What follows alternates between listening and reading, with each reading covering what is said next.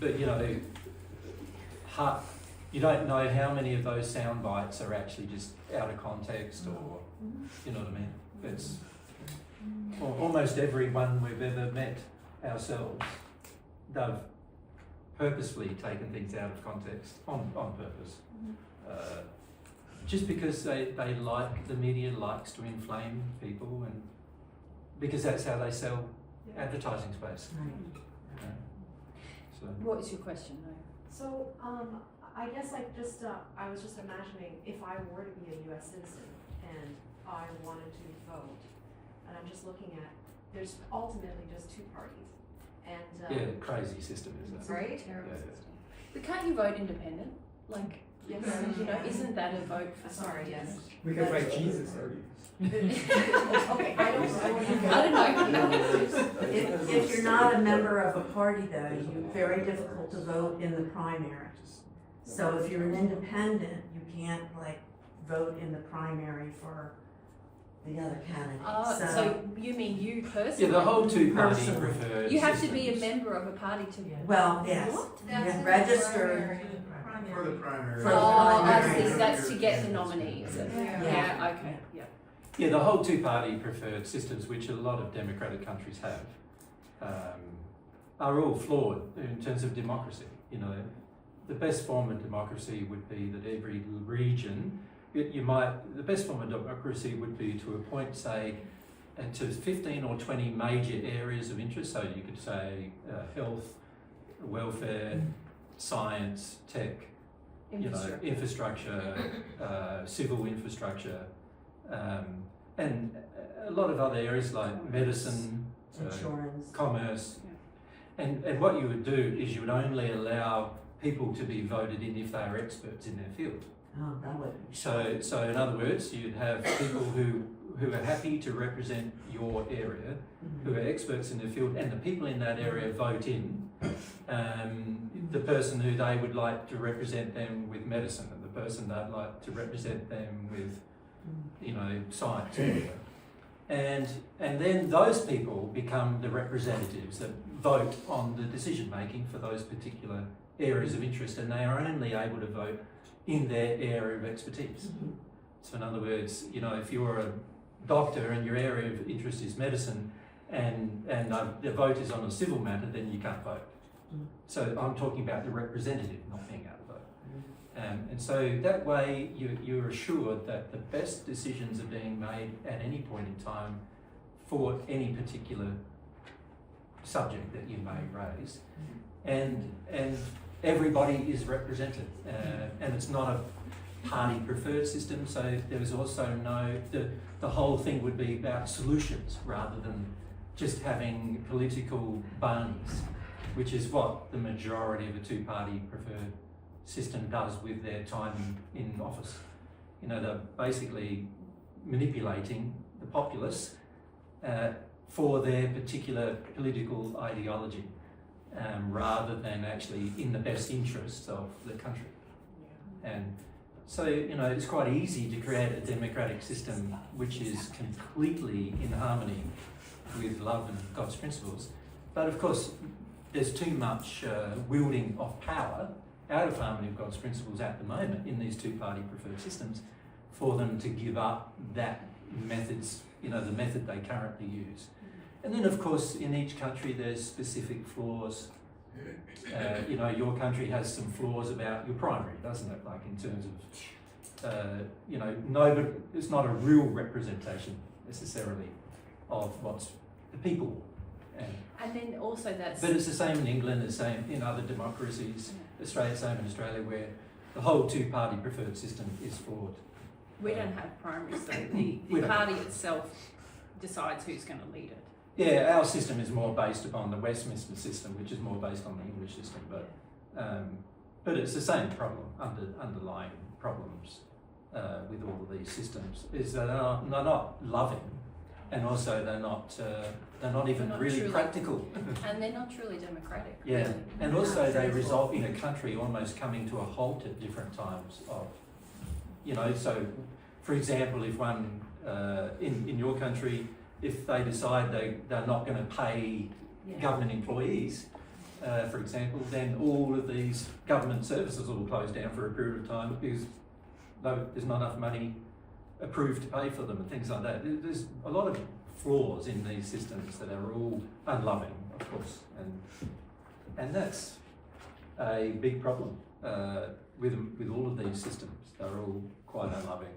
So every form of government on earth is unloving, and also prone to power, manipulation, control, abuse, all sorts of problems, and there's really the only way you can change that is by the people becoming more loving, and then the people say, right, we want a different form of democracy, and there, you know, a lot of people don't consider there is quite a lot of good potential forms of democracy that you could use, but the majority of people haven't even thought of them, like because they're so focused on just living within the current systems or modifying the current systems. Yeah. I wanted to ask a little bit on top of what you said about, because I like your idea about the experts. Yep. But I wanted to take it a little bit further if I can. Yep. Because I'm actually in public health. And Yep. in different countries that I worked in, Yep. we actually had the subject experts. But there was so much infighting, that was so political too. Yeah. So my Yeah. question is how to take it further. I mean, people were getting lost even on science. That's right. Even That's on right. COVID. Like, we had experts and experts and experts. Well, if you So- look at a lot of science now, though, it is actually company driven. It's not real science. It's not science for the point of research or anything like that. It's more science that is based upon companies wanting to patent ideas or And concepts sell their drugs. sell their drugs and sell their product, whatever their And that's product. what people, the average people will read and listen, and that's how they will vote, right? So That's again, right. the expertise will not be. Well, again, the only way to change that is by people becoming more loving, isn't it? Having a Fundamentally. sincere interest in truth. Yeah. Yeah, You know, most people are not sincerely interested in truth. They're true. sincerely interested in their fear. Yeah. Yeah. And so whoever can manipulate their fear the best gets the most airtime in Gives the the response. Yeah, Get yeah, over with. yes, Yeah. yeah. Mm. Yeah. So yeah, if you look at every cooperative effort, it's very hard to get cooperation for lots of reasons based upon love more than anything else, and also lots of reasons based upon a desire for truth. And as many of you know, you often don't want to accept the truth when it's hard emotionally for you to accept. And so that's the same with every person on earth, you know. And if they've got an interest in a certain area of science, but they've got certain emotional things going on as well, then come in, welcome. Hello. Yeah, it's three together. Yes. Yes, is there three seats together? Can we? Yeah, good idea. Just if you could shut the door, yeah, just to keep the warm air in. Yeah. Yeah, it's cool outside. Yeah, so if you look at all of these different problems, you know, love and truth and humility would solve every one of them. But the average person has a lot of problems with humility, and also a lot of problems with truth, and also a lot of problems with their definition of love as well. So unfortunately, you know, even when you've got three experts in a room, 10 opinions. Yeah. they'll often have three different opinions, unfortunately. But at least it would only be the experts arguing, rather than the whole country in a turmoil. And also, while there's no agreement, you just don't make the decision. You know, so in other words, there's no power unless all people come to an agreement.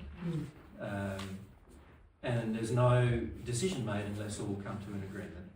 And of course, individuals may have their particular pet issues, but having a political party with a lot of power behind that issue means that the person's not even really allowed to have their own vote. You know, if they're a representative, they're not really allowed to have their own vote anyway. For the most part, they're going to vote, you know, along what they call party lines, right? Because there's too much power to lose if they don't. And so all of these big problems that, you know, democracies could easily change. But again, it requires a loving truthful, humble desire to make the change. So yeah. Yeah, there's no, it's a simple solution, but it's one that not many people are interested in. That's right. Yeah. That's why it feels frustrating. I imagine in your job it feels very disempowering because Yeah. Because you get all these experts with different opinions, and quite often you can see, often you can see holes in both sides of opinions, and but people often hold on to their opinions because they are addicted to the worth that their opinions give them, rather than being reasonable. You know, the only time that you should really hold on to your opinion is when it's in agreement with God's. So, of course, not many people think that way, and particularly not many scientists or medical professionals. I've also experienced that sometimes it's easier. I mean, it's harder to have the right response. People will go much faster towards the wrong answer. Oh, oftentimes, yeah. For I mean, the, it takes so much more energy to explain the correctness Correct. and the truth. Correct. Which is what we're going to find the next 3 days, right? Yeah. here we are. So maybe I just opened up. Okay. Yeah. But you're right, because people are interested in their addictions, in their fears, in their laziness, if you like, and often the least efficient solution seems more palatable for those injured reasons. It's really To frustrating. do the loving thing in a sinful environment requires some effort, and most people in society now don't want to make much effort for anything. We're even taught that we shouldn't have to make an effort. Yeah. You know. When you think about your own society, everyone's pretty much taught that life should be comfortable and easy. There should be no effort. You know, it should be seamlessly easy. No big effort needing to be put in, except with making money, perhaps. Yeah. But aside from that, when it comes to everything else, everything should be relatively easy. This is why things are poorly designed, poorly manufactured, you know, poorly conceived, but it's all based upon the love that is not present in the society. Yeah, and I would even go further that in the US, you know, capitalism is sort of seen as God, and it drives a lot of the inefficiency because they want people to keep consuming so that they don't create things that are lasting, because they want this continual money-making machine. And no, people are kind of in that machine without stopping and going, you know, I can be outside that. But also a third of your economy is based upon war, right? Going to war, making weapons of war. So when you've got countries becoming arms dealers, which is what all of the 5 primary members of the Security Council are, they're all arms dealers. They're the biggest arms dealers in the world. When you've got them being arms dealers, you can see, and their economies being propped up by arms dealing. And when I say propped up, a third of the economy, that's like everything you have. If the US stopped producing arms, you would have a third less. Immediate, you know, because a third of your economy is based on arms dealing. And when you've got countries with that amount of money being spent on arms dealing, then of course there's going to be a lot of corruption and a lot of hardly any focus on the importance of the equality of someone's life.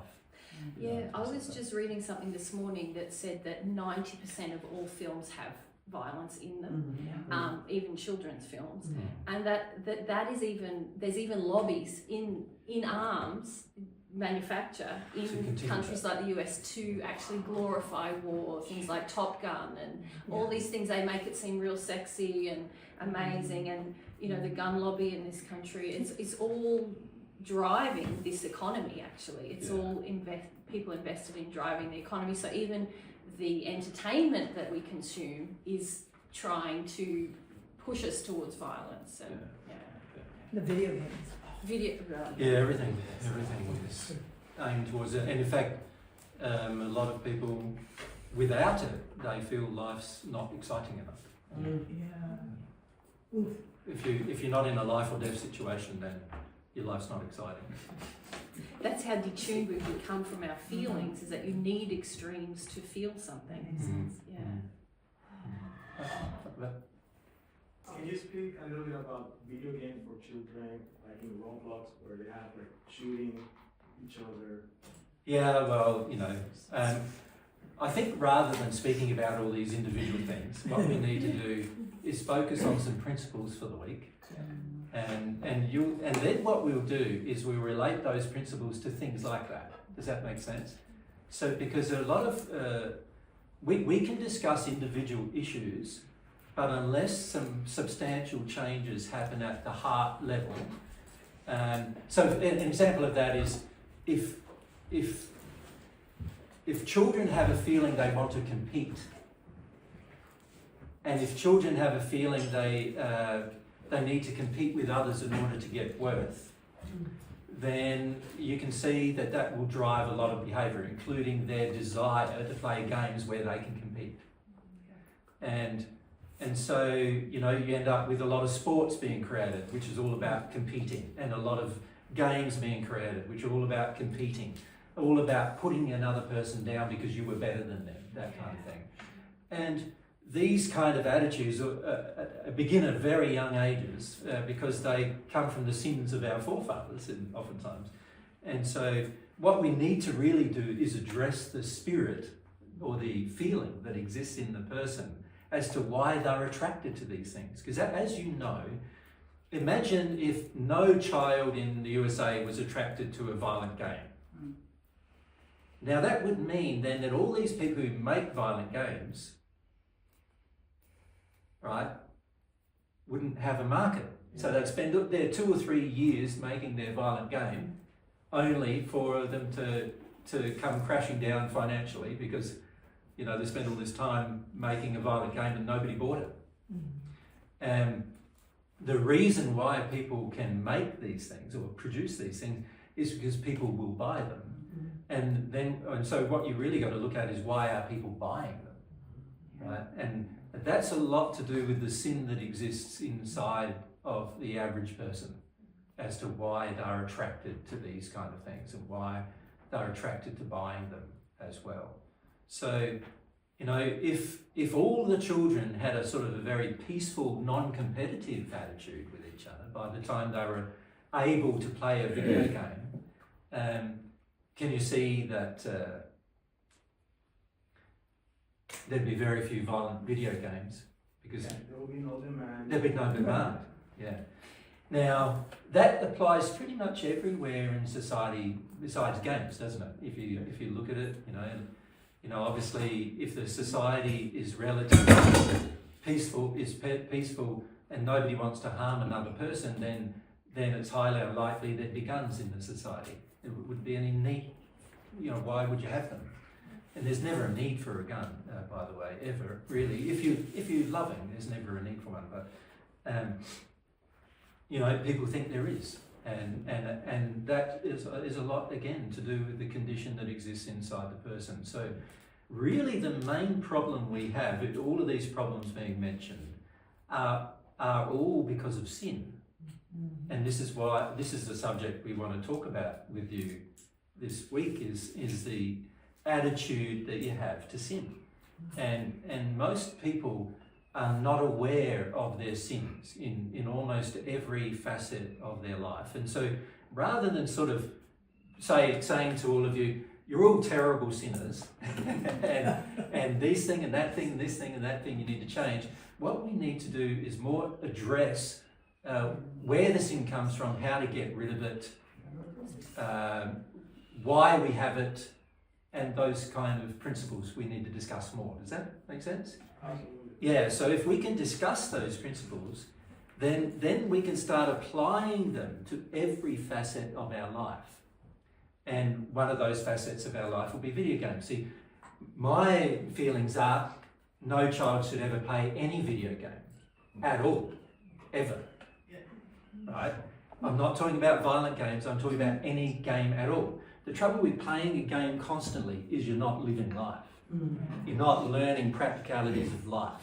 You're not understanding how to live a life. You're not engaging in a life. You're not seeing people face to face. You're playing via an interface. You imagine the world becomes something that you you're sort of creating an imaginary world that you're now living in rather than the real world. And the more and more we do that to our children, the more and more disconnected they become to themselves emotionally, but also to other people. So they become more selfish and they become more selfishly engaged and no interest in others. And this is what we find when we see a lot of young children nowadays. In the first century, when we met a young child, it was very rare for them to not be interested in others. Now, it's almost the norm for them not to be interested in others, right the way through their childhood, right the way into being teenagers. And it's only when they start becoming adults that they start developing any interest in others. But even then, most of the time, the interest is selfish. Right? It's what can the person give me, or what does the person give me? And there's no real loving interest in others. So, you know, you can see that a lot of these problems are much bigger than just like violent games. Do you see what I'm saying? Like, so like if you're asking my opinion, I know what God's is. God feels that basically anything to do with tech that disconnects you from, you can use tech to get a job done. That's if the tech helps you to get a job done faster, then sure. But anything to do with tech that's for things like, you know, TV? Entertainment, distraction, getting away from your own addiction, fantasy, creating fantasy, all of it's not real. And if it's not real, then it's not good, because it's not based on truth, living a life of truth. So TV and movies, that's bad. Well, you know, again, if you understand that it is just a movie and it's not real, and you're watching it for entertainment purpose or to learn something, like a documentary or other things like that, you're watching it to learn something, then of course it has more potential value. But if all you're doing all day is watching 7 or 8 hours of video all day just to numb out of your life, even if it's Divine Truth video, by the yeah, way. well, that's what I'm saying. Just to numb out of your life and get away from your life, then that's not good for you. You need to learn how to live a life. And many people now who are passing into the spirit world are really struggling because they have had such high addictive dependencies upon technology and other things that when they hit the spirit world, there is no tech. There's no, you know, there's no thing, not a single thing that they're using here for distraction from their emotions can they use there. So that creates this very large rage in many of them, and also causes them to generally be earthbound for longer as a result. So there's a lot of very long-term detrimental effects from all of these kind of things happening. And this is why we want to focus on this subject that we've chosen for you this week. Now, just before you start, babe, we might just... We need to do a bit of... Oh, and I just want to tell management. a quick anecdote about video games. When we were in England, this is the only good story I've ever heard about video games. We met a young guy who'd be in his 20s, and he was, I don't know all the names of the video games, he did tell me it was one of these war video games.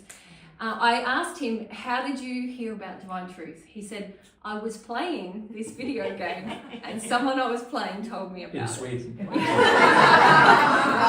And that was when he was 8 or 10. He's now in his 20s. I think he's 12. Yeah, 12 maybe. He was preteen. Yeah. And he was playing, which terrible pre-teenager playing a war game. Anyway, but he was in England, and the son of someone else who was listening to us in Sweden told him about Divine Truth. He's been listening ever since. I don't know if he still plays video games, but I thought that was the only positive thing I've ever heard about video games.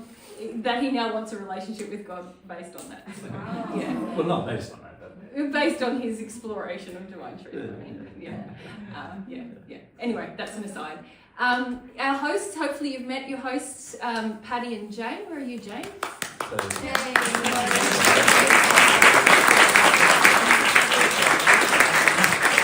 So we want to thank Patty for, she's loaned us a car and her house. That's pretty good, so thank you. Big deal for us. Big deal for us. And also for Jane providing the venue. Yes. And both ladies have gone to a lot of trouble to make you comfortable. Yeah. I'm not sure if you know, but Jane had hired portaloos, but unfortunately because of the hurricane, there's been some problems with servicing them during the week. So we're going to use the facilities in Jane's house, when you need to go to the bathroom, please be respectful that it's someone's personal home, and just do what you need to do and leave. For those guys, you just go out in the garden if you want. Well, we need to check with Jane if that's all right. Well, no, you've already checked. But I think Jane's husband Jeff will also guide you in that process of where to go and because there's Jane and Jeff have dogs as well, so just be mindful of not letting them out, or I'm not sure. Jeff will advise you. Yeah. Have you got any principles you'd like them to follow? Oh. Well, I appreciate your being flexible with all this, and we are, being aware of how they're helping the people in the mountains. With the sanitation and things like that. Yeah. So, I am getting reports that we actually may get some servicing late today or something. So maybe we will tomorrow. Yeah. But otherwise, we have a couple bathrooms in the house, and if you're comfortable going outside, you're welcome to. We share the place with lots of life, so just kind of keep the awareness as you're out there. And Jeff is outside if you need any help being guided, if you where the toilets are. during the Thanks. Thank you. Jane. And Alicia's helped you with parking, so thanks Alicia with all of that. That's a good job. And in terms of our program, we're going to just go with it. You're already keen, so let's get into it. We'll have a lunch break, but if you do need to use the bathroom at any time, you're fine to get up and go. Just make sure you shut the door when you come in and out, just because the temperature's a bit cool outside. I think that's all. Yeah. Anything else? Yeah, I might have to go to the toilet now, actually. Yeah, I need to go myself. We might go now. Yes. If you do want to record your audio, you're very welcome to. We've put these little green lily Mats. pads here. Yeah, for you to- so you bring your phone down, if you put it right there, you'll hear our voices more clearly if they're there than in your laps or something like Yeah. that. As we've been discussing, we don't have any amplification because of the delays with our tech gear. Usually you could put it under a speaker, but there's nothing coming out of there. Yeah. And if you can speak up when you ask your question, that will be helpful for everyone around the world. Yeah. So, Yeah. Okay, Good day. let's go and use the facilities ourselves. Yeah, because we've been talking to you beforehand, we didn't get to go. Yeah. You want to ask something? A donation. Oh, Oh, yes. yes. Yeah. There is thank you very much. You got in before. You got in before. Yeah. Thank you very much to everyone who's already donated. Thank you for your generosity in getting us here. Yeah. There is a donation box if you would like to use it. Also online is good with us, and you go to donate.divinetruth.com. Yeah. And the gate when you go to the room. Yes, we need to keep the gates closed, or just rule of the bush in Australia, leave the gate how you found it. So if it's closed, leave it closed when you come through. So I think that's because the dogs and stuff, and there's other animals that are inside and outside, so we want to keep it that way. Yeah. Okay. Good day. So shall we have a 5-minute break for those of you who need to go to the toilet, whatever? Is it just us? Just- Talk amongst yourselves. We'll be back.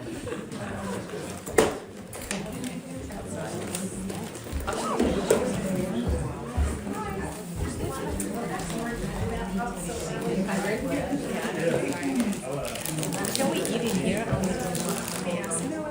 Is it here that we eat outside? It's okay. Yeah, you're fine to eat in here. It's fine. It won't be sloppy. You've got to check with Jane, but I don't think there's any problem. Thank you.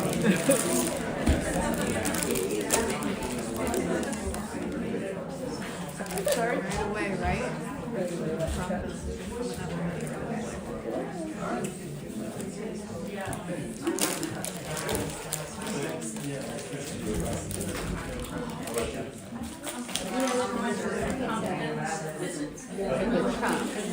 And got it all.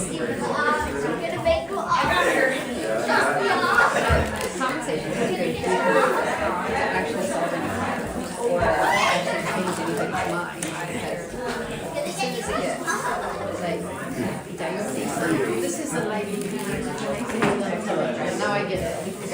Chris mentioned you. I was like, Hi, Alicia. Alicia. Is that right? It's Alicia, right? Okay. Did you come from Mexico? Yes. 2 weeks or?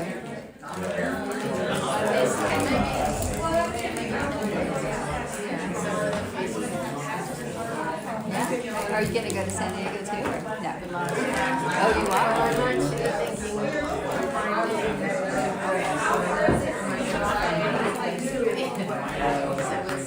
Oh, okay.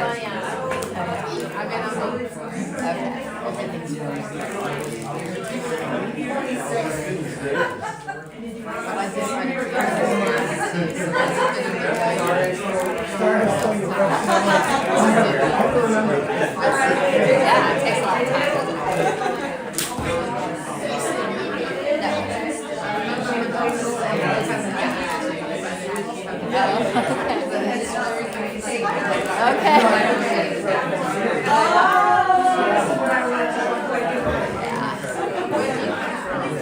Ohio. No, I drove. About 8 hours. Yeah. She drove about 8 hours too. And then he drove about 8 hours to Pennsylvania. So it's a nice central. I was so glad I could drive. Like I didn't have to like go to San Diego or something. It was really nice to be on the side of the world.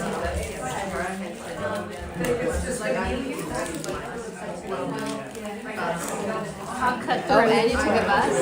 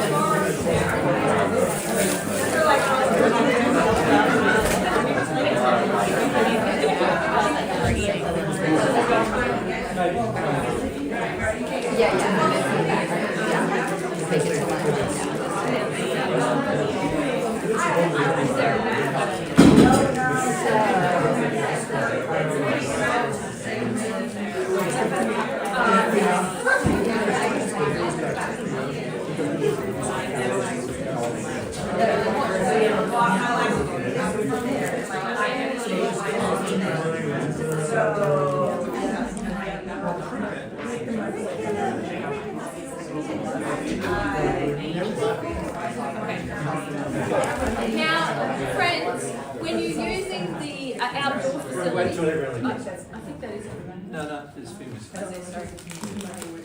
Okay, no, false one. We'll just wait for everyone.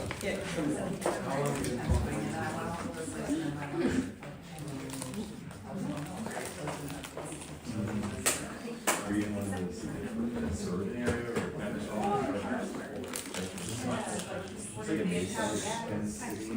Jesus, is it true to say anything coming from fear is going to be a sin? Because fear is the opposite of truth. Yeah, that's what I'm adamant about. Yeah. Fear, big driver of sin. Yeah. And most people don't think that fear is a sin. Right. Well, we like to justify it. Yeah. That's right. To excuse. well, I guess we like to justify it. I guess. I mean, let's just be honest. But most people, if you say, oh, I'm afraid, you go, oh, okay. It's not just us, other people justify it. And I'll tell you, I've had a lot of people get really angry at me when I don't do that. What's the word? Commiserate. Commiserate. Oh. See where that takes me. It can be really intense when you don't commiserate. Yep.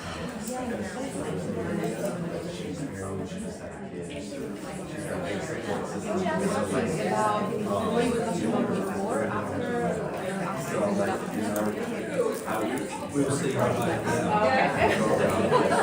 See how it goes. She's here. Hopefully your question will be answered. Oh, okay. Yeah, By that's true. looking at the principles. Yeah. Mary, that color. It's one of my favorites. Yeah. We're doing that to dentist. Last week we did that.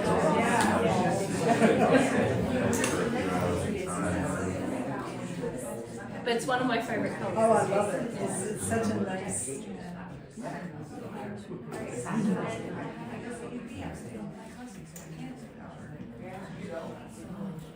Are you almost there? Is there anyone missing? Two colors. Who's the first time we've met you? It's a lot of you, isn't it? Quite a lot. Yeah, majority. Yeah. In the physical. Nice to meet you. In the physical. Sorry? In the physical, yeah, that's right. Do you meet us all in the sleep state? A lot of times, yeah. Sometimes, yeah. I have a memory of you meeting my ex-husband. And A having lot of times we run actually was some listening to seminars him. in the Yeah. spirit world as well. Yeah. I don't know if it was imaginary on my part, whether it was real, I really don't, but Yeah. I woke up and thought, wow, Yeah. if he's listening to Jesus, he's not as bad as I thought. Plus we have 200 bodies we use, I suppose. I'm sorry? We have about 200 bodies or so we use in the spirit world. 200 what? Bodies. You both have two. Yeah. So there's a lot of ways we meet people. So does that mean, so you each have 200? Well, it's one Well, soul. yeah. One soul. Are you It- simultaneously, Yeah. are you simultaneously here and there, or is it just? Yep. Yeah. Do you visit our homes? Sorry? Do you visit our homes? In the spirit world?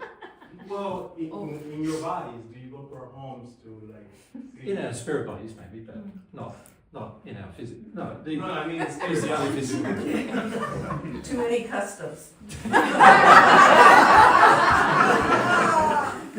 Someone said last weekend that immigration is the strictest in the spirit world. You're not passing unless you got the development. It's not about paperwork, but it's development. You've got to show your credentials, but it's a soul So credential. it'd be nice if that was what it was like on Earth. Can you channel yourself to help you with your own progression? We've done that a few times. Yeah, we've tried. Hasn't been very It's helpful. It's psychologically tricky. Yeah. Yeah. Because obviously this experience is different to the experience Of the rest. of the rest. Yeah. Do you have Getting that awareness of information all of through. that? Like Yeah. the 200 bodies you're teaching? Like are you, like as you're standing here with us, are Yeah. you able to be, I have a feeling you are, able to feel all that's going on Yeah, everywhere well, else? it depends how much of a. See, a lot of. Now we're getting off topic I'm about sorry. what we're discussing. But just while we're waiting, for all the 14 who have returned, there's a process of becoming connected to their soul again. And so the more connected to the soul we become, the more awareness we have of what's going on. So if you would have asked me like 12 or 15 years ago, I had no awareness of what was going on in the other bodies or the other discussions I was having or anything like that at all. But as time has progressed and we've dealt, I've dealt with certain things and progressed myself. So AJ, progress, more towards connection with the soul. The more connection we get with the soul, the more we're aware of what our soul's doing. And also they're more aware of all the bodies our soul creates to interact with people in the spirit world as well as here. So, yeah, but it's a growing, changing proposition in terms of how much awareness we have based upon our growth or our condition. Yeah. Who created the 200 bodies, or how were they created? We Is did, it like, yeah. oh, okay, intentionally, or does it happen just with the process? Sorry? Does it happen just as part of the process, or is it intentional? No, it's intentional, yeah. Oh. There are times when, you know, it's good to be face to face with a person, to have discussions with them, and sometimes you want to be face to face with lots of different people. And in the union state, you can process information a lot more quickly than you can on Earth or in the spirit world in the other states. And so you can maintain multiple conversations with people who think they're just having a conversation with one person, but you're having it with hundreds of people at the same time. So, does each soul have 200 bodies, or is No. it just... No, It's not necessarily 200 at any given time. no, we It's create just, them and get rid of them. So, Yeah, it's just as needed. yeah. We don't create them and they're permanent. The spirit body we have now, that's permanent. Yeah. Yeah. Because that's We've got attached two to this- spirit bodies that are permanent. Yeah. The one we're in now, and also the one both of us were in the 1st century. So you could say there's 4 spirit bodies that are permanent for the one soul, and then the others we create and disintegrate as we need them. But that's more a function of our complete soul, not us, as in not We are just- AJ Mary kind Yeah, of. we are just bodies again. Yeah. The difference for us here is that we are very mind dominant still, which is what we're trying to get rid of. Does the soul have a name? Sorry? Does the soul have a name, like No, not really, but No. a personal name? Like we refer to it as jam. Yeah.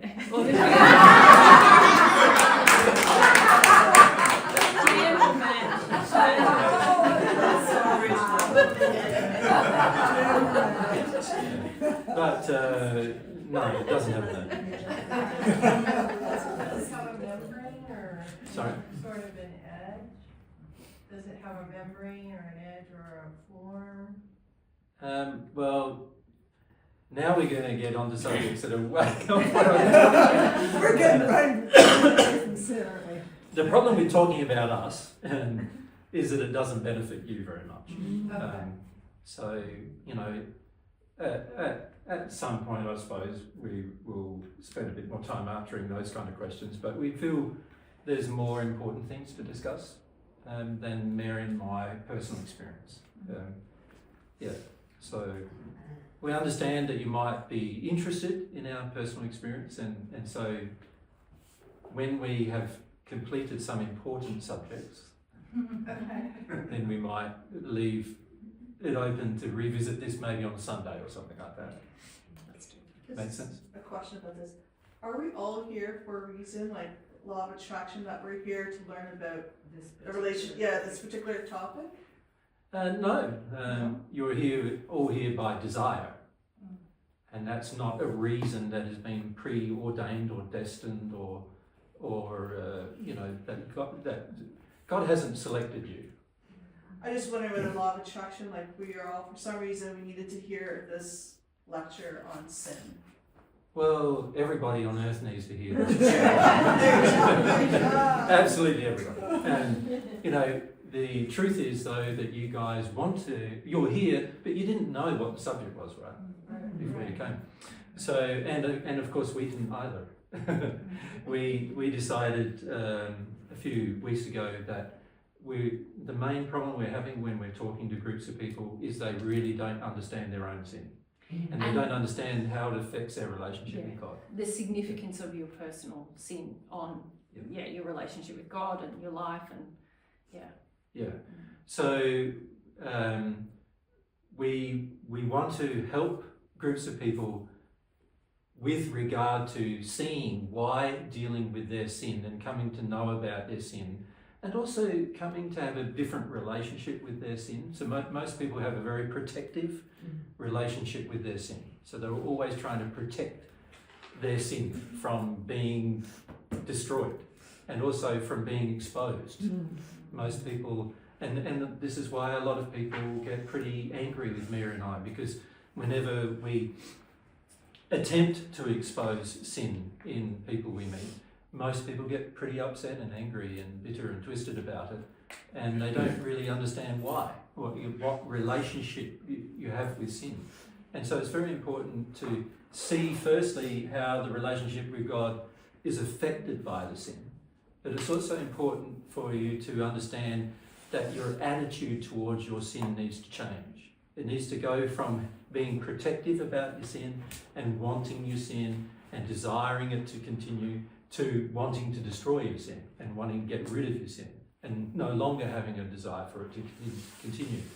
The problem, of course, is for most people is that they are completely unaware of how many sins they're committing even in the course of the day. And the sins you're committing in different areas of your life, physical, sexual, emotional and spiritual areas of your life. There's all sorts of sins being committed every day. And the spiritual, we want to talk more about the spiritual sins because they are the ones that drive most of your other sins. They are the ones that cause most of your other sins. So we want to understand the relationship between what causes you to do a thing that's in a sinful effect, if you like. Because the actual sin is the emotion, the belief systems that exist inside. They are the sins. And they drive behaviour that causes you to want to do things that are sinful. And feel, and even when you're setting your mind, trying to reset your mind and trying to go, oh, but I don't want to do that anymore in my mind, because I sort of feel that it might be wrong in my mind. But because the emotion is saying, no, but I like it and I want it, your mind is really it's really a servant to your sin at the moment. For many of you, that's the case. And so you think you want to, hear God's truth and you think you want to progress, but a lot of times it's going to be very hard until you start working out how to get rid of the sin that's in your feelings, in your heart, in your emotions. And that is a process you're going to have to learn how to go through. And so this is why we want to, initially this morning, what we want to do is sort of discuss a little bit about how it affects your relationship with God. And then what we'll do is we'll open up into 4 major areas and talk a bit about those areas. But we really do want to focus on the principles in the time we've got with you. Because the principles are things you can apply in every aspect of your life. But when we discuss just one little thing or one little subject, then what do you do when the next subject comes along? If you don't understand the principles, you're not going to be able to apply principles to every topic of when you're dealing with your own sin in your day-to-day life. Does that make sense? Mm-hmm. So it's really important. Firstly, we want to say that the relationship with God requires an awareness of sin, but it's not just an awareness of sin. The first part of becoming aware of sin is just becoming aware that you are doing it, and that it's wrong. But then you get to the stage, you're going to have to get to the stage at some point in the future where it's deeper than that and it actually goes into your feelings. And in your feelings, you are saying to yourself, I know that's a sin, I don't want to do it anymore, and I feel sorry about doing it, I feel repentant about doing it, to the point where emotionally you're so distraught about doing it anymore that the point of repentance is reached, and then you can pray to God for forgiveness, and then God can help you with the cause of that sin.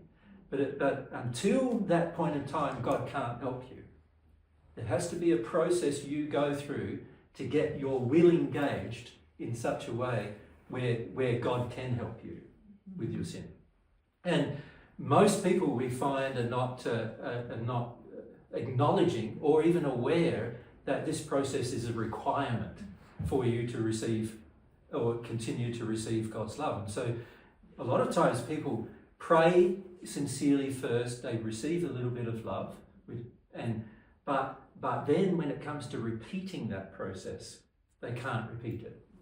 And the reason why they can't is because of their sin and their relationship with sin. And this is why we need to discuss that subject. How does grace fit in and all that? Well, grace is what happens when you repent. When you direct the feeling of sorrow towards God about doing what you do, then you receive what you would call grace or forgiveness for the things that you do. And it's not the things that you do that are forgiven. It's actually the cause of the things you do that are forgiven. So, because otherwise, if God just forgave what you did, but he didn't forgive the cause, then the cause would remain in you and you'd continue to do it at some point in the future, which is not what God wants, obviously, for you.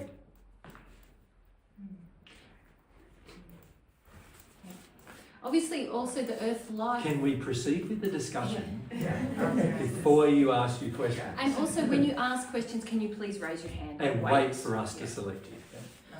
Okay. So here we are with this subject. Let's look at some basic fundamentals about the subject first, right? Let's do that. So you are a soul,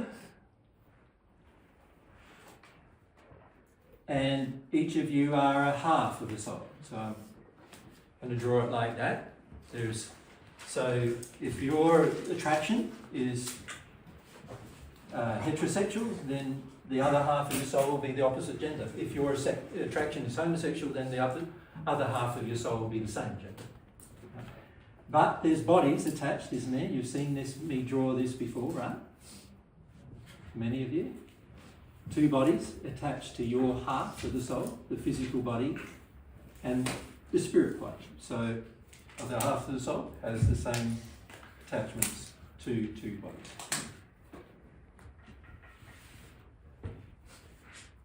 Physical body, spirit body.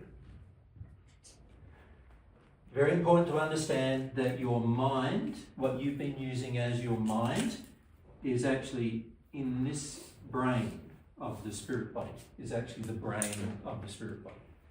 The physical body's brain is actually more to do with what happens with the control of your body. And so your physical body brain is primarily focused on defining the functionality of your physical body and how it needs to survive and how it draws breath and how it does a lot of functionings that are automatic, you could say instinctual, that occur, and the physical body's brain controls a lot of those functionings. And so if the physical body gets damaged in the brain, obviously some of those functionings no longer work, right? Now the spirit body also has a very similar relationship with its body and its brain.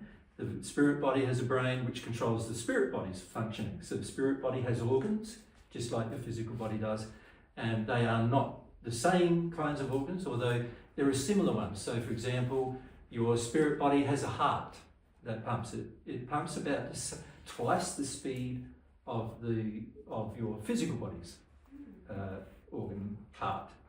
So the spirit bodies will go anywhere up to 500 beats per minute with the heart on the average, whereas, as you know, the human body, physical body, generally about 200 beats per minute is about the maximum. Sometimes a little higher, but that's usually not that good. Right? And so the same applies to the spirit body. The spirit body has a heart. It has sensory apparatus. So if you think of your physical body, you've got your senses. You've got your sense of taste, touch. You've got your sight, your hearing, smell. Now, all of these senses are actually a subset of the senses that the spirit body has. So physical body with its sense of sight has a limited range of sight that is between the infrared and the ultraviolet spectrums. The spirit body has eyes, which so when you pass, you'll look the same. You know, you might, depending on condition, you might look older or younger than you currently look in your physical body, but you have eyes still, and you still have ears, and you still have a nose, and you still have arms and legs, and so everything is recognizable, right? But everything in your spirit form is a superset of what is available in your physical body. So in your physical body, you've got a sense of sight, but you can't see anything other than between the visible spectrum, what we call the visible spectrum here on Earth, which is between infrared and ultraviolet. But in the spirit body, you can see a wider number of light spectrums so you can see into the infrared and you can see greater than the ultraviolet. And what that means then is that colours in the spirit world are different, because the mixture of colours are a mixture of the wider variety of light spectrums. And so one of the things you'll realise in the spirit world when you pass is that you can see things that you couldn't see on Earth because they are in a different light spectrum than you were able to use on Earth. Make sense? And these things are a normal part of your design. But let's focus on the important thing. When we're using our senses, so if we look at our senses, you've got your 5 senses, right, that you so-called 5 senses. There's more, by the way, than 5, but the average people, you know, science and medicine just looks primarily at the 5 senses because they're the physical things they can measure, right? But what have you got? You've got sight, touch, smell, Hearing.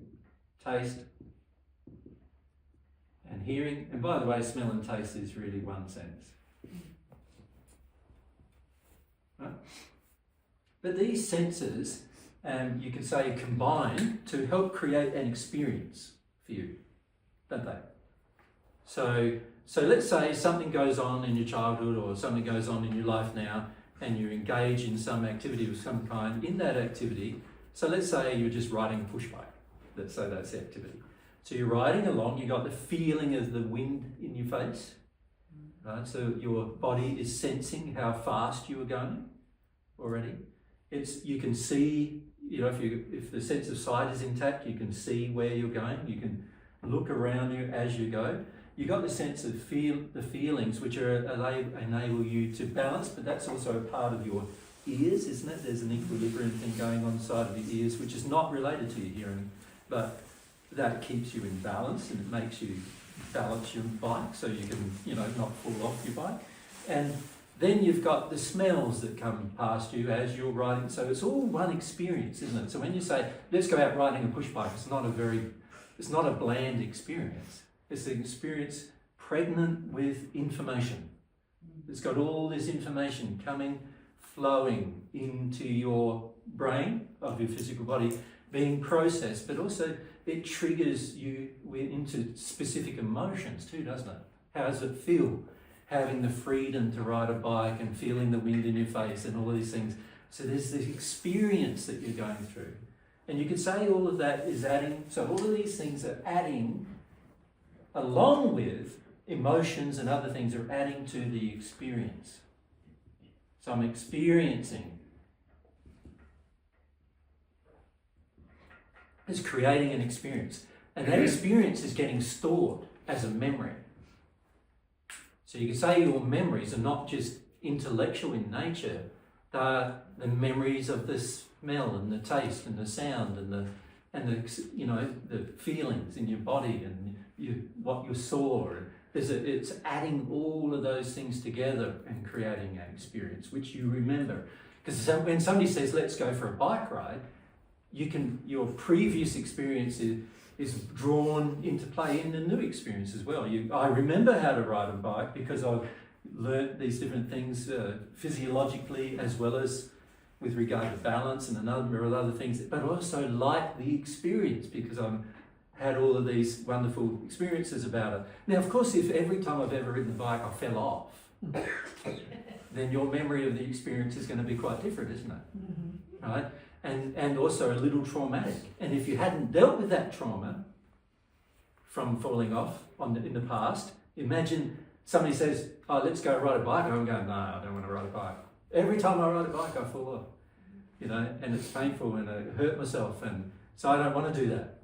So you can see how the memory, if it was what we call a good one, a good memory, we probably want to do it again or do it better or faster or, you know, whatever. If we had a good experience, generally we want to repeat it at least.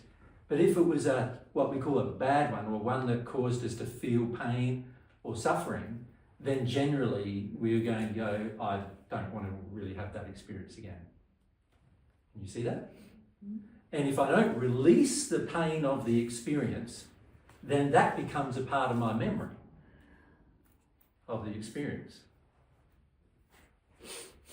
Now, in becoming a part of the memory of the experience, can you see I'm now storing that memory. I've got a whole heap of things going on with that memory.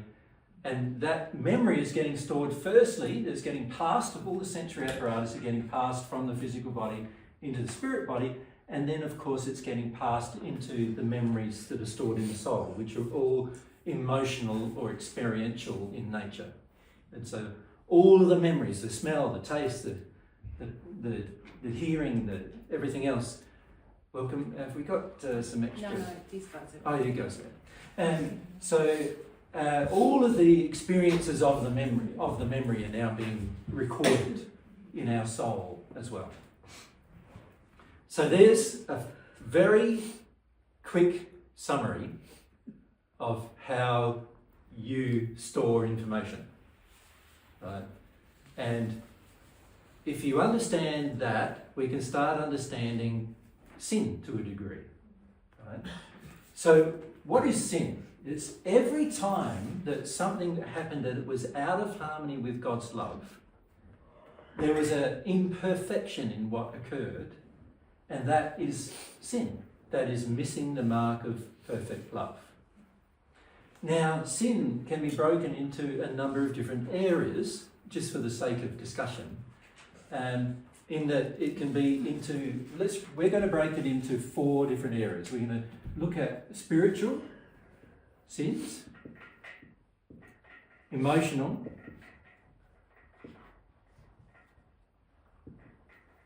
sexual,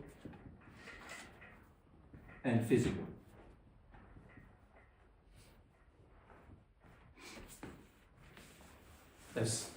And we're just going to break it into those areas for the sake of the discussion. Does that make sense? Right, so we've got the senses that are creating the experience, but as I said, we've got all of the experiences get created emotionally. Now, these experiences began from the moment of your conception, and they continue now for the rest of your existence. So before the moment of your conception, you weren't self-aware yet, right? You were only aware of what you needed to do instinctually.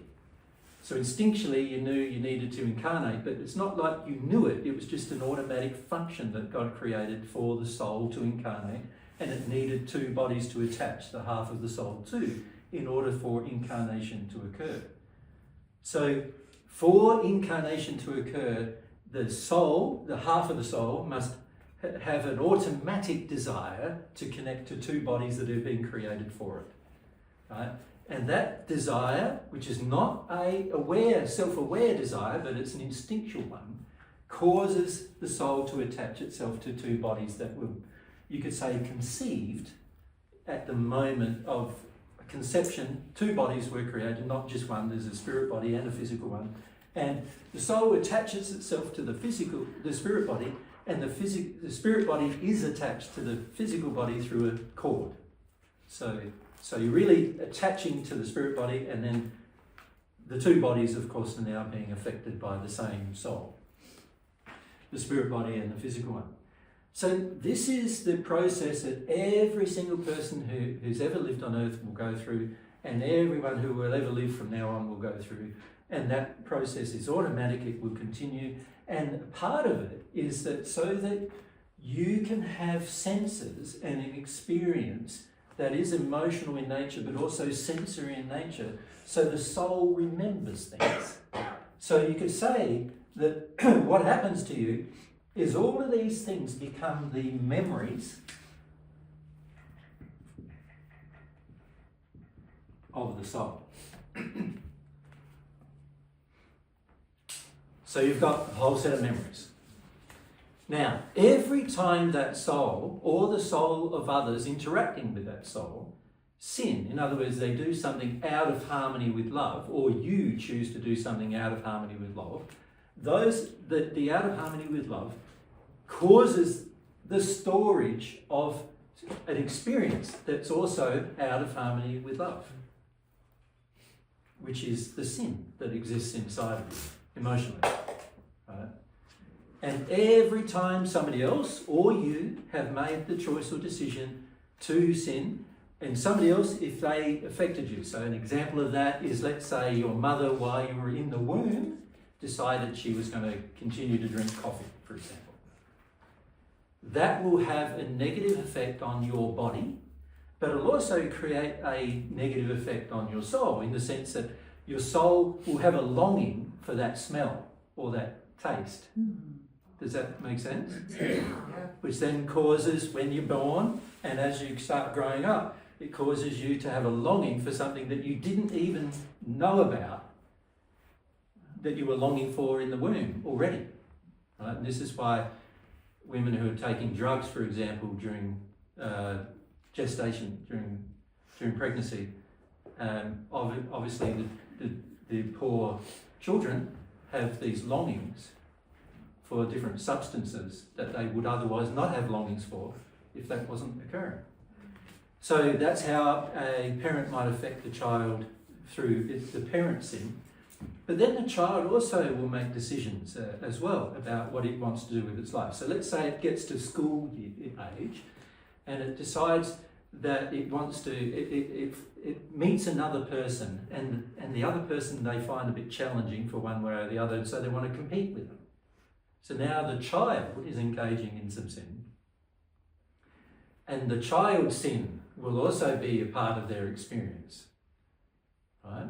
So now you've got a mixture of sins that you could say that are of the forefathers,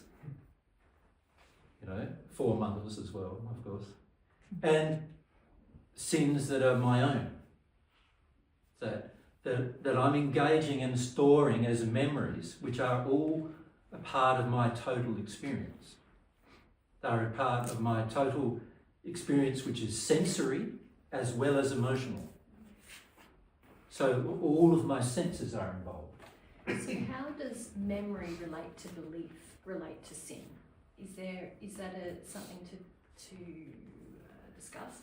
Well, as you have your experience, you can see that you start to believe certain things about your experience. Can you see that?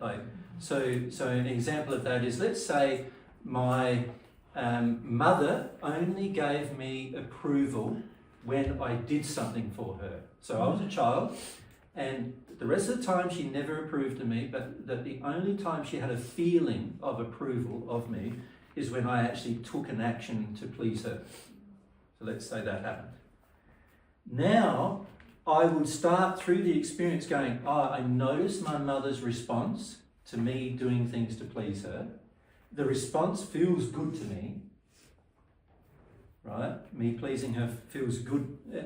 Me pleasing her and seeing the smile on her face and her approval come to me makes me feel good about myself. So now I store a belief, which is a part of the experience, which says, I must please women and get that feeling from them. That feeling is nice. I like it. So I'm going to do it again, and I'll do it again, and I'll do it again. And the more I do it, the more I get approved of, the more dependent I'm becoming now on that experience. So now a belief is developing, which is bigger actually than the experience, because it's telling me what to do in the future. The belief is really, you could say, my faith is developing. It's a corrupt faith, but it's a faith that says, if I please women, they'll like me. And also, if I don't please them, they don't like me, and that feels terrible. So now I've also got the feeling that I've got to please women in order to be good, feel good about myself.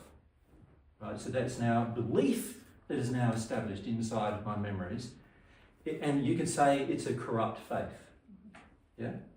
A faith that's saying, unless I do that, I'm not going to be approved of. Right? So it's just an example of how a belief gets constructed over time. Now, some of those beliefs come directly from your family of origin, but most of them come through your experience with them. Right? In other words, you had an experience with them that was sensory in nature, and as a result of all of these senses and all these feelings that you're getting from the other person, seeing the expressions on their face and so forth, then you learn behaviour, and then you attach beliefs to that behaviour. And so now you, inside of yourself, have beliefs that are sins that will drive your future behaviour.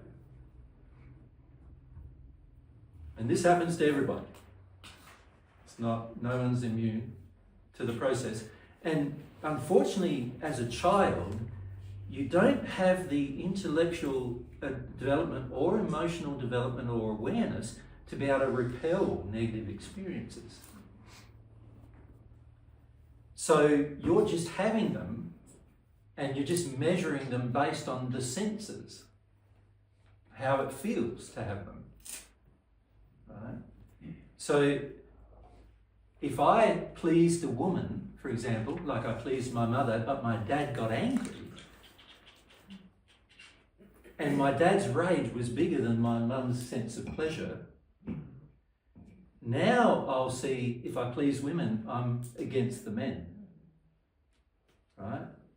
And the man's experience now will dominate, my experience with the man, my dad, will now dominate my memory, right? So now I might have a feeling of, if I'm with men, I'm not allowed to please women, right? We've got to all be mates and we've got to all stick together, can't please the women, you know?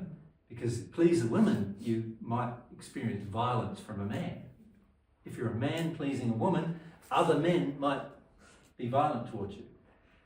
So now that faith develops and says, okay, when I'm around a woman, I can please a woman.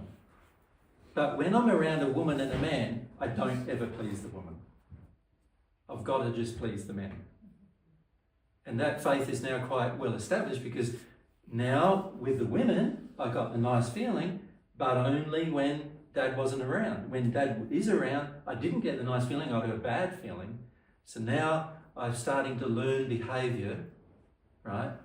My memories are now storing all of the complexities of this behaviour into my soul. My soul is now having a developed faith that says this is what's going to occur in this circumstance. So the memory itself is a sin if it missed the mark of love. The stored memory, The if stored I stored memory. it, so I Yeah. didn't release it as it happened. Correct. So that's a sin. But then also my corrupt faiths are also a part of my sin, because Correct. they're beliefs about the future that miss the mark of God's love. Correct. They're out of harmony with love. Mhm. They are beliefs that exist without of harmony with love. And as a result of that, they are now sins as well. A question I have is, from God's perspective, is the memories more, how it forms you, is it more statistical in nature? Like, is it just basically a tallying mechanism almost within the soul of intensity, or is there some degree of interpretation in how it gets stored? Of course, there is interpretation. In fact, the interpretation goes on a lot more than the actual memories themselves. The interpretation is very important, because that's all about your feelings. That's all about your emotions. And it's how, remember, the soul is emotionally centric. So in other words, the brain of the soul is its emotions. So the soul doesn't really have a brain as you know it in your spirit body. It has the brain of the soul is the emotional experience of the soul. So all of the experiences you're having sensorily are all getting passed into and being assessed emotionally. How does it feel to have that experience? So this is why when you sit down and see a beautiful sunset, you feel a sense of peace and all of that kind of stuff. Some of you would feel. Other ones, night comes and you feel dread. It will depend upon what happened in the childhood as to why you feel dread when night comes versus why you feel peace when it comes. And that is all assessed by you as an individual based on your prior experience. And of course your prior experience is a lot based upon your choices.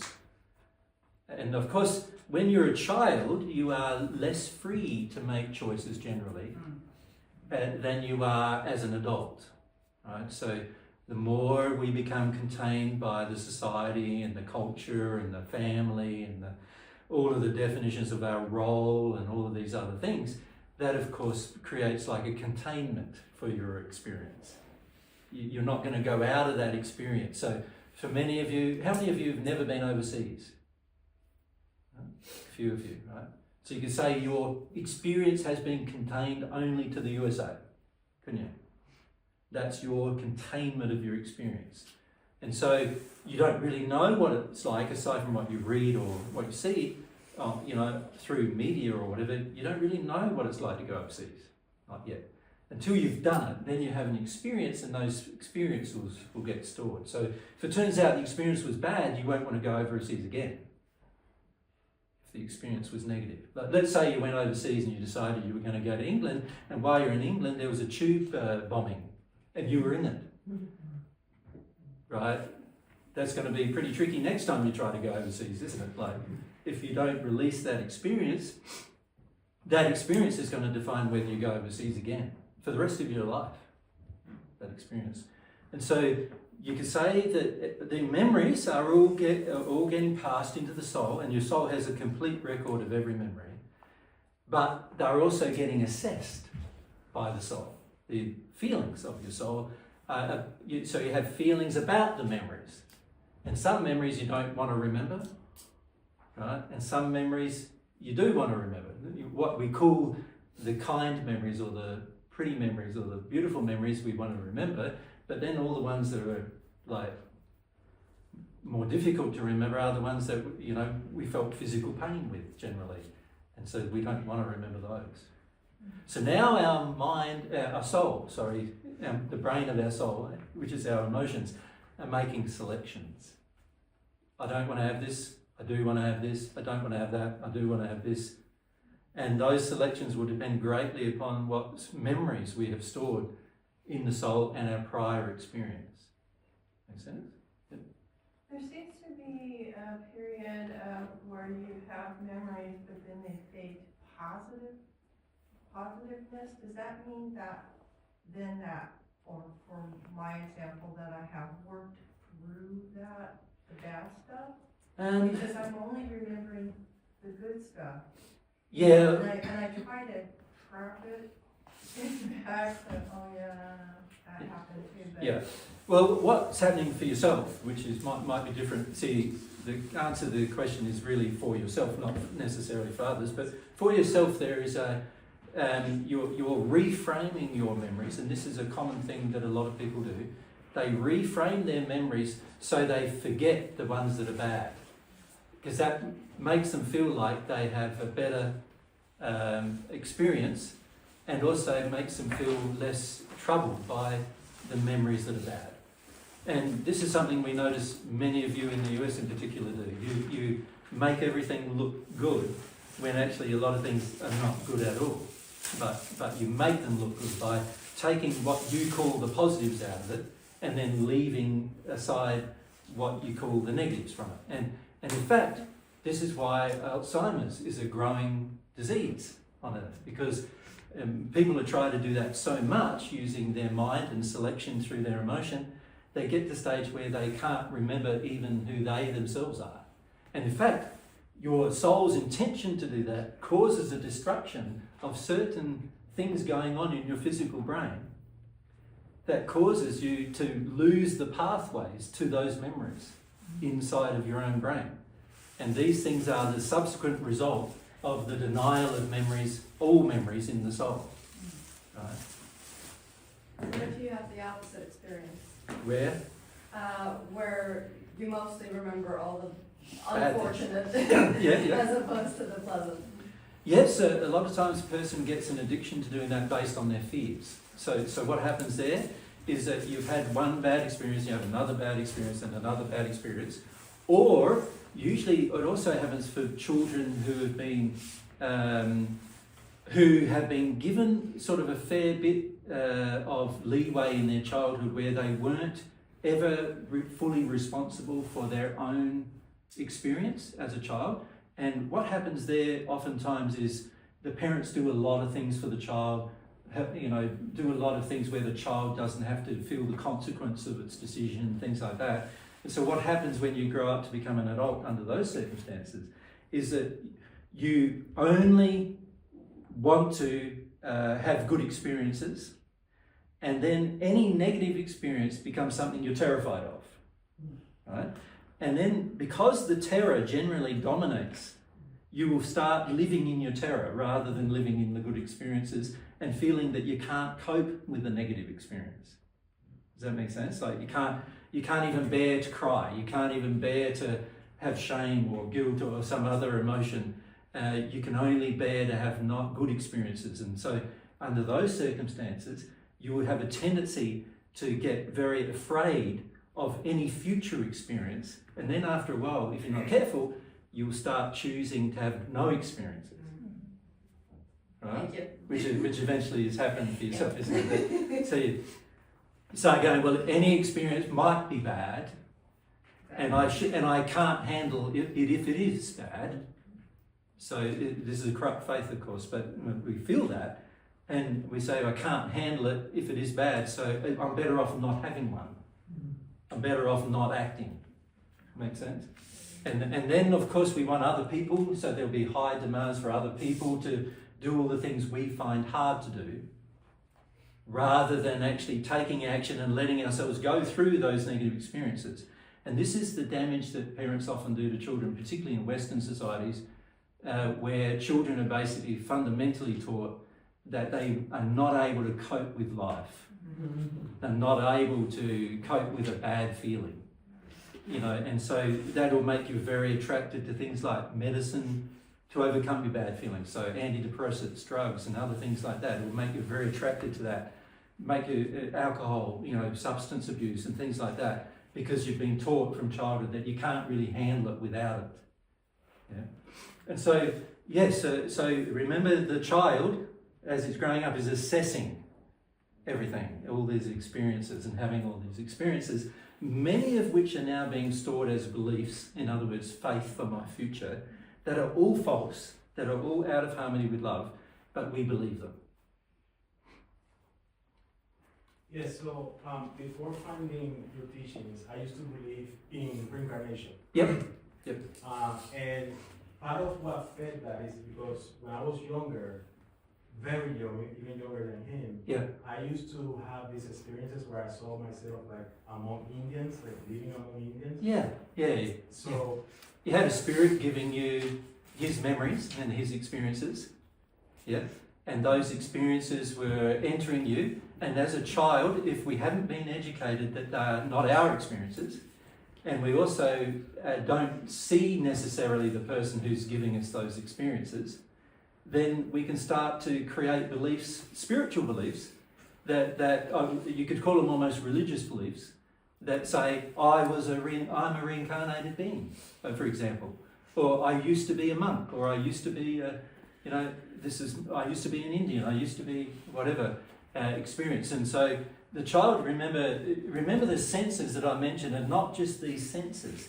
There's all these spirit body senses, and there's all the pictures that come through those senses. And if a spirit decides he's going to give you memory, so in that case, he was just a spirit who liked you and looking after you, but the interpretation of the memory becomes a belief, and then that belief gets acted upon. Yeah. And this is why there's so many beliefs on earth that are actually being acted upon, that come from spirits. But because we've made the wrong presumption, and so you could say the soul is also making presumptions. It's not having.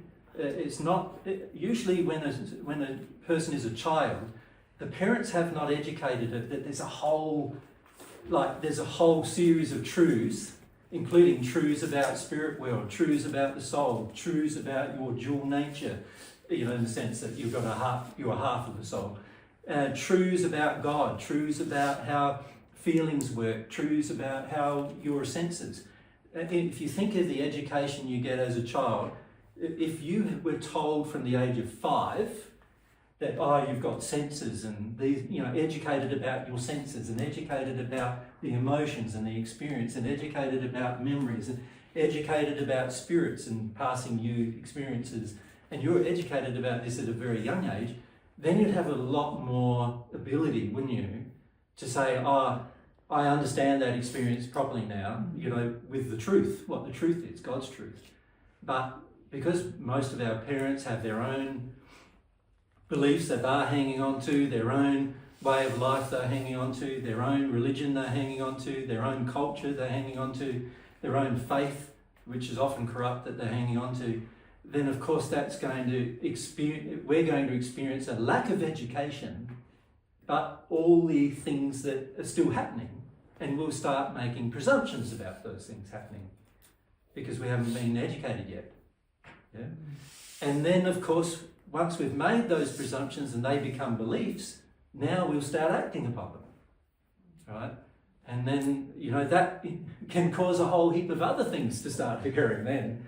You know, decisions that I'm making, acting upon a false belief, actions that I'm taking. It becomes harder. It becomes harder, yes. It becomes much more difficult, yeah. And many people experience that, of course. And again, a lot of it is happening through a lack of education of the child. You know, by the time a child is, you know, I would say by the time the child is 5, the child should really be very comfortable with its own emotions, very comfortable with any spirit interaction, very comfortable with caring for itself, very comfortable with cooking, cleaning, looking after itself, earning an income even, by the time it's 7, earning an income, very comfortable with all these things, very comfortable with his own emotions. Imagine if the child was like that by the time they're 7. By the time he's 12, he's probably going to be, you know, have his own work that he loves, and he's going to be doing that. He won't need to go to school anymore because he'll already have a university degree by the time he's 12. And this is what children are capable of doing, but because of the education we're generally giving them, where our culture, our religion, our faith, our desires, our competition emotions, and all sorts of other things are being passed into the child is now in a restrictive bubble as to what it's going to choose in its future and what decisions it's going to make as well. So this is how the sins of the father or the sins of the parents affect the child in many, many ways, not just in their body, but also in their, and more importantly, in their beliefs, in their faith. What their corruption of their faith is very much dependent upon this experience. Make sense? Yeah. Yeah. A question that sparked from that was, what are your thoughts on like homeschooling as far as isolating children from kind of the quote-unquote corruption of the world that you can't control as a parent? Yeah, well, if we, it's a bit off topic, but if we look at it from the point of view of this, you can see that any experience where I'm isolating the child from an environment is going to be at some point in future damaging to the child. You could say that the child, when it's going to school, let's say, or in other words, surrounded by other children, right? The child is having to have experiences that are without its parents' control, outside of its parents' control. This is very good for the child to have experiences that are outside of your control. Because it can, and then as the parent, you're the educator, and you educate them how to deal with those experiences in a loving manner.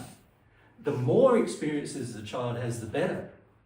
So when we homeschool, we're reducing the amount of experiences the child's actually having, and we're reducing its capacity to understand love in an environment that's not loving. Mm-hmm. We're actually causing it to no longer be able to cope and stay in a state of love itself in an unloving environment.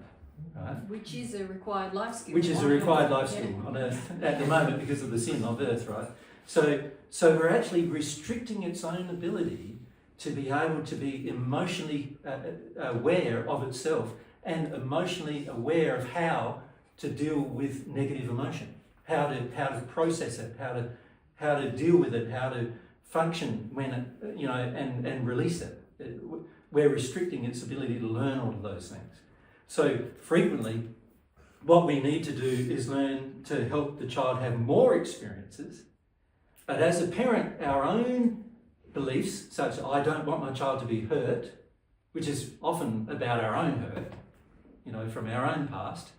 We don't want the child to be hurt, and that experience now dominates the child's activity or the child's environment, and now the child is going to have some severe belief restrictions as an adult upon itself that causes it to make decisions and actions that are outside of love as well. And so for the most part, when we isolate a child in any way from a generalized experience, we are actually creating more harm to the child than we realise. And sometimes that harm is even more harm than if the child was, say, bullied at school and we teach them how to cope with bullying and how to deal with bullying. That would be better than just stopping them from ever being bullied. Because at some point in the future, they're going to be bullied as an adult.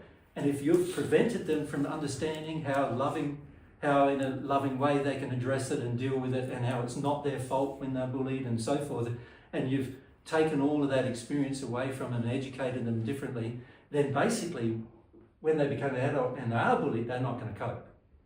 They're not going to be able to handle it. They're not going to be self-aware enough or aware of how love would work in the situation in terms of how to handle it. So, there are a lot of things we choose to do, particularly with children, that we think are in the best interest of the child, but actually they're in the best interest of preventing our own feelings. Right? And they're not in the best interest of the child. Now, I don't want to say much more about that because it's a different topic altogether, but you can see again how if I restrict the child's experience and I don't give the child a wide variety of experience, not, let's call it on purpose, but just the opportunity to have a wide variety of experience, and then also help the child become educated about how to feel itself and how to cope with itself and its own feelings, then the child's going to grow up feeling that it can't handle its own feelings under certain circumstances. And then what it chooses to do with those feelings is generally going to be suppressive. In other words, it will have the feelings but not want to go through the feeling of those feelings. And so it stores them, and it stores them as memories in the soul, which then turn into false beliefs, which then turn into future actions that are based upon a sin. And so, we do this all the time with children, particularly with children. We're sort of causing our children to have experiences frequently which cause them to believe they can't cope with those experiences. So the better thing to do as a parent is go, God created you to cope with anything. I'm going to help you educate you how to handle everything, how to handle life, how to handle disappointment, how to handle attack, how to handle abuse, how to handle love, how to handle joy, how to handle peace, how to handle good, what we classify as good and bad feelings, how to handle them all, how to have them and experience them and release them.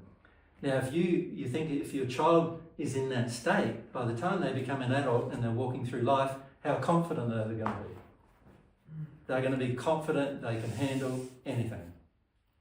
Absolutely self-aware, but also aware when other people are trying to harm them. They go, no, it's not my fault you're trying to harm me, right?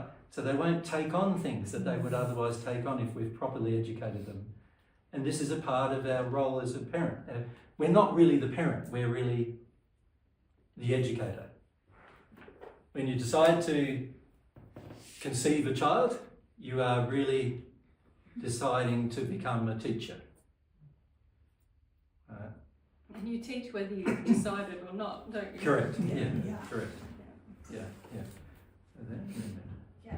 I think my question is, how do I know if it's my experience or not? Because I find myself like, I don't want to think about this, and then I don't think about it, and then at different times it drops in anyway. And I'm like, am I making this up? Is this being projected at me? Is it to help me? And then I'll start to have feelings, and then I'll just stop and Well, this is the thing, isn't it? When we've got spirits involved now, so with these experiences, then obviously you've got to remember that a spirit is just a person without a physical body. That's all they are, isn't it? So if I've become very capable of handling my interactions with every physical person that I see, and I'm able to deal with all of that emotionally well, then can you also see, because I'm now really sensitive emotionally, I'll be able to very quickly feel whether it's the feelings of a person who's on earth, because actually many of the thoughts that enter your mind are actually feelings of other people on earth, or spirits. So in other words, whenever somebody has a feeling of wanting to harm me, they're on earth, I feel it. There's a thought package, just like there would be in the spirit world. A thought package gets created and it gets sent to me, right? So when you feel hatred towards a person, there's a thought package that gets created and that gets sent to the person you hate, right? Now, if the person's sensitive emotionally, they'll be able to feel that thought package is there, and if they're unable to to resist the thought package, in other words, they already feel quite bad about themselves in some way or other, they may then receive that thought package into themselves as if there's some self-hatred, feeling of hatred of self, right? And because they're not sensitive enough to know, oh, that was sent to me by such and such, by this person, they are now unable to determine the difference between one of their own thoughts and one of somebody else's thoughts being passed to them. Now, that applies whether they're on earth or in the spirit world. Right? You have the ability to receive thought packages wherever you are, from any source, whether that source is spirit or earth. Right? Because they're just people creating packages, creating thoughts, having feelings about you. And so, yes, if you are unable to tell the difference, then of course that's going to add to the stored memory experience, but also cause a degree of confusion potentially, because you're like, well, where did that come from? Was that my feeling? Was that their feeling? Who had the feeling, and why do I have that feeling, and what's going on? And you know what I mean? You can get quite confused if you're not properly emotionally connected to what's going on. And all of that confusion is the result of the soul already having been shut down emotionally quite a lot, to the point where you can't tell the difference between your own thoughts and somebody else's. Right? Now, many of us are taught to do that at a young age because we're taught to accept the emotions and the thoughts of our parents. And so instead of our parents being very self-aware and also very in control of their own thoughts about their children, frequently parents are not in control of those things. And so every thought that our parent has about us, in the moment they have it, the child is receiving it. And the child has no ability to repel that thought, and probably hasn't been taught by the parent that it's allowed to repel the thought even. Most parents believe a child is not allowed to repel a parent's thought. In other words, most parents teach their children that I'm your parent and I have the right to dictate what you think and what you feel and how you act and what, you know. And so in having that attitude, we're actually teaching our children to be open to all of our thoughts and all of our feelings before they're open to their own thoughts and their own feelings. Right? Which you can imagine is a very quite damaging thing to do to a child. So now when the child grows up to be an adult, it can't tell the difference between its own thought, somebody else's thought, where it came from, why it came, and none of those things can be determined. And that, of course, is a part of the sin of the parent, creating that openness and not teaching the child that it can do something different to that. So rather than answer the individual question, that's generally what's happening. Yeah. I have another question. I would like to know if it's true what I think, that my interpretation of the experience is maybe a sin, not just a memory.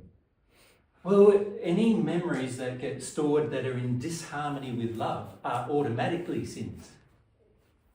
Okay. So what that means is, let's say you have a memory, and let's say the memory was, let's divide it into two different memories. One where something came to you from another, and then something that the other being something you did. So let's look at the first one first, where something came to you from another. So an example of that is your mum didn't approve of you when you were enjoying the company of your father.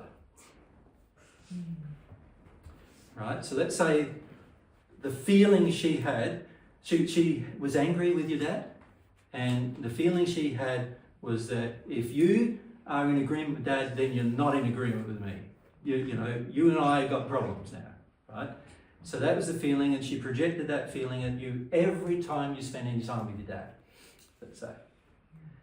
Now that will be stored in you as a memory and experience, but it'll also be stored in you as a belief that if you display too much attention to a man in the company of other women, those women will attack you. Now that is a sinful belief, right? Because you don't know whether they will or not. And it's also out of harmony with love. Whether they attack you or not, you can handle it. But the belief is, I can't do it, right? I can't be nice to a man when I'm in the company of women. In other words, I can't be loving towards a man when I'm in the company of women who don't like men. Right? Now what will happen then is you'll start acting upon it. So whenever you're in a private relationship with a man, you'll treat him quite well. You know, like you have a good, you know, happy experience. But as soon as there's another woman around, you're going to reject the man. Every time. So you're now sinning by rejecting the man. But it's based upon a belief that says, I won't get the women's approval if I accept the man. Right? So that's an example of a memory, which had all of these different parts to the experience, but also getting stored emotionally, and you had an assessment. The assessment was, my mother, but see, we don't think of it as a child like my mother, we just think of it as all women in authority, all women who have power over me, are going to be disappointed if I like spending time with a man. That's how we'll feel. It'll be a sin, because it's out of harmony with love, but it would be a feeling that we feel is real. That makes sense? So that's if somebody else did something. So let's look at the second scenario, where you do something. So let's say you decide to tell the truth to somebody. So let's say you did something wrong in the past, but the person you're telling the truth to didn't know that you did it, but you decided it's right to tell the truth. So in that moment you're saying, it's right to tell the truth, your conscience is bothering you and you feel like you need to tell the truth, so you tell it. And the person reacts by attacking you. Now, if I am not morally sound in that circumstance, I will start to feel that it's unwise to tell the truth. Because usually people don't want to hear it, is what I'll tell myself.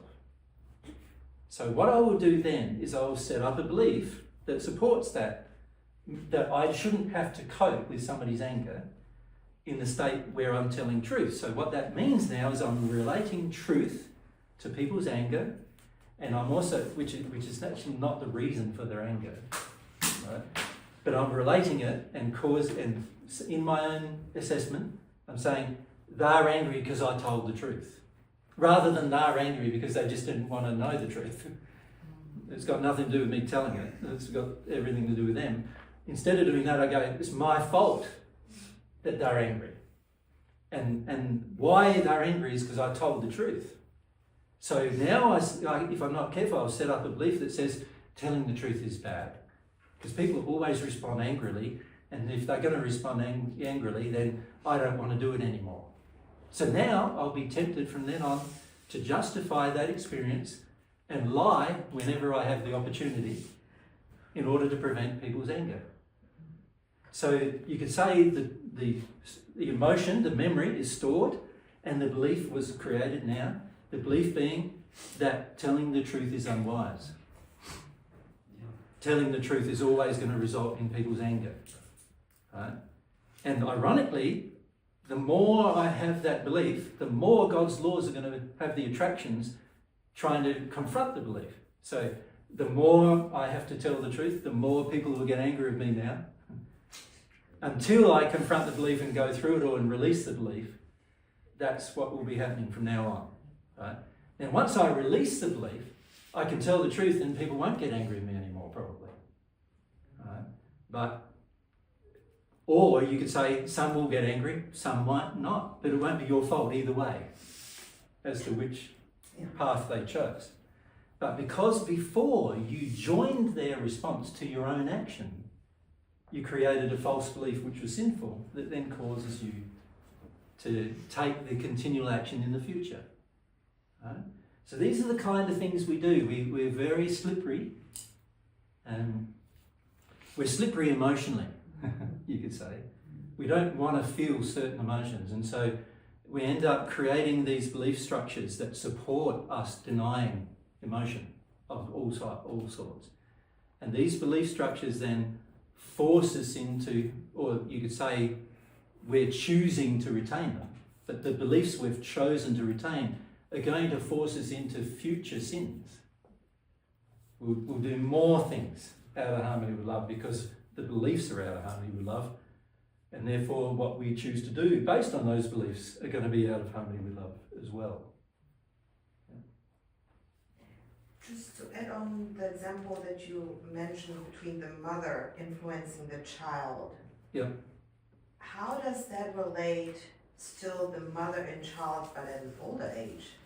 If the mother has some influence over the child during its childhood, then of course when the child is 40 and the mum's 60, she's probably still going to have the same level of influence. So it still does. Okay. So until the child releases the memory Yep. or the sin, and then mother's attitude will have no more influence. Yeah. Of course, Mom mum's has- going to be pretty angry. Exactly, and mom still controls. And Well, she'll try to attempt to. Even as an adult, she will control the. Well, no, she'll attempt to. Attempt, okay. And how much the child allows will be how much control she has. This is But why if the child does not know, even as an adult. Well, it's not that you don't know, because you're feeling the pain of it. So Yeah. often you do know. You just tell yourself, it's too hard to repel her. It's too hard to say no. But that's a lie you're telling yourself, of course. So it's out of harmony with truth. It's not too hard to say no. You just say no, and then you don't do it. That's all you have to do. And then when she tries to browbeat you into doing it, you say, out of my life, Mum. I don't want you in my life. Why are you going to do that? But the average person isn't prepared to do that because they're not prepared to feel the emotion that they've no longer got a relationship with their mother. So they don't want to feel that emotion. Right? And by the way, she's not your mother. God's your mother. Right? So don't want to feel that emotion, and so you end up accepting the behaviour. This is where we sin by omission, because we're basically accepting from other people behaviour that is unloving, and the main reason why we are is because we don't want to take action, more loving action on our part, if it means there might be a conflict with those persons. Right?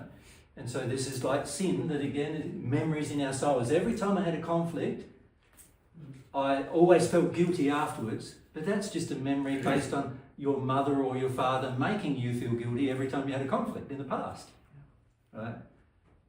What you've got to do, if you're connected with God, you go, is the conflict worthwhile? And when I say is a conflict, what I mean a disagreement, is it worthwhile? Because if it's in harmony with love, then the conflict must be had. Right? And when I say in harmony with love, what I mean is if somebody is trying to push you into doing an unloving thing, or they're being unloving in their attitude towards you, it'd be loving on your part to not accept that. And to actually raise that, and if they continue their behaviour, to remove yourself from their life would be a wise course and a loving course of action. But the average person is not prepared to do that. Yeah. And so they accept the behaviour and they say, well, but why does my mum still have influence over me when I'm 40? Well, it's because you're letting her have influence over you. And there is a predisposition towards it, which is a sin inside of the child, who is now an adult. But there's also obviously a sin inside the mother thinking she can get away with it. Right? And both sins need to be addressed, really. If there's ever going to be a loving relationship in the future, both sins would have to be addressed. So the memories that are stored in the soul, yep, that are sins because of the beliefs and the everything behind it that's causing you to act on it. Correct. But when you clear that, the memory's still there. You still remember the event or whatever, but the drivers behind it are gone. Spot on. Okay. The cause. Yeah. You can say the drivers behind it are the cause of why you choose to sin in the future, right? Yeah. So if you get rid of the cause, can you see you'll no longer sin in the future? Yeah, but the actual memory of the event's there, but there's nothing behind it. Yeah, well, the memory now does have no emotional signature to it, because there's another factor of the soul you must consider, and that is when this soul experiences emotions completely, it no longer stores the emotional side of the memory. Okay, that's. So all it stores is the sight, the touch, the smell, the taste and everything. The actual intellectual memory, you could say, and sensory memory, but without any hard emotions. That's what I was asking. Thank you. Does that make sense? Yeah, so when this soul chooses to feel its emotional response to the memories, then the memories dissipate in their power to affect you in the future. And that's what is called forgiveness of sin. So there's two ways to have sin forgiven. One is that God forgives your sin. In other words, God removes the emotional signature of the memory from you. That's one way. To do that, you have to become aware and awaken to sin and repent for it. The second way is that you get to a state of forgetfulness. In other words, emotionally, you've forgotten what it felt like to want to do that thing. Okay. And so there is a statement, if you read the Paget messages, for example, there's a statement in there that says, forgiveness is forgetfulness. And that's what it means. Forgetfulness of the feelings, the emotions. Yeah? So the intellectual memory remains, and the sensory memories remain too, by the way. So you can cast your mind back and go, yes, I saw the picture there, and I saw the sight there, and I heard this sound there, and I heard this experience there, and I did all of that, but I no longer have any bad feelings about it. Make sense? The benefit of doing it with God, though, isn't it, is that you can become wise in the process. You actually, because you, in that forgiveness, when you open yourself up to feel God's forgiveness and allow the cause to be removed, there's love involved in that. And so actually the memory no longer holds negative emotion, but now you're actually wise as to the loving laws that govern that experience, the loving action to take in response to similar experiences. So it's actually a growing of wisdom, not just a forgetful process where you think, oh, I won't engage in that anymore and I no longer feel negative about it. Involving God in that process is a much more complete experience. Where now you're putting the same possible experience in the future and you know exactly what to do instantly. And you can respond in a very loving way towards yourself and everyone. So you don't even have to think about it anymore. So when you're in a state where the emotion is still there, if you want to do the loving thing, you've got to go, hang on a sec. The emotion's saying I want to yell and scream at this person, but I can't do that. It's not loving to do that, you know. So what do I do? You know, like maybe I draw from them. Well, that's unloving too from God's perspective, so that's not working either. And then you try to use your mind to try and resolve the fact that you just want to go and yell and scream at the person. Or pander to them, or whatever it is you want to do. And so you can see that if I get rid of the emotional belief, which is driving my faith for my future actions, if I get rid of that, then I no longer am confused about what to do either. So now I can make decisions, instant decisions that are going to be loving every time, without having to think about them. And in fact, you get to the stage where you don't think about any decision at all. Every decision is emotional, and every emotional decision is loving. In other words, in harmony with God's love. Do my sins and false beliefs and my soulmates, do they impact Well, what happens, this is questions that are commonly asked. We have talked about this a lot. In Portugal. I think we might have talked about it here last weekend. And I think also in Canada. Yeah. But fundamentally what happens when you arrive on Earth, most people are not consciously aware they have a soulmate. And so there's very, very little emotion and memories that are passing between the soulmates. So in other words, you're acting like you're an individual rather than your whole soul being the individual. And you're taught that from childhood, that you're an individual, not your whole soul. Because of that, the average person doesn't have feelings for their soulmate. Right? The feelings for their soulmate begin to be triggered during puberty sometimes. Right? And that's where you start feeling your sexual attractions and other things. And so there's some feelings that start passing back and forth there. But unfortunately, because of the sins that we have in our soul, there's like a barrier between the two. There's a reason why I've drawn them separately. is that there's like a barrier between the two where not much information can pass between the two halves. Now, of course, if you were brought up differently to that, let's say your mum and dad were celestial spirits, but they're on earth, and their mum and dad were as well on earth, you can imagine now, as soon as the two souls are born, there's already emotions passing freely between the two halves. So one person's experience becomes the other person's experience as well, right? That's what would happen under those circumstances. Beautiful. Yeah, it'd be beautiful. Yeah.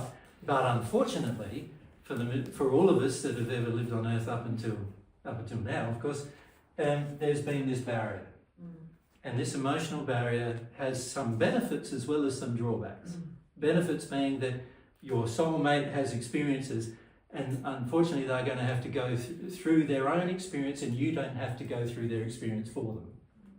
But eventually what will happen is that once you've felt enough of your own experiences and start having a longing to feel your soulmate's experiences, then you'll be perfectly okay having some of their experiences.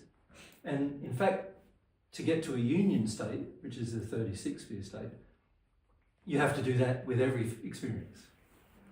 That's how you get to the union state.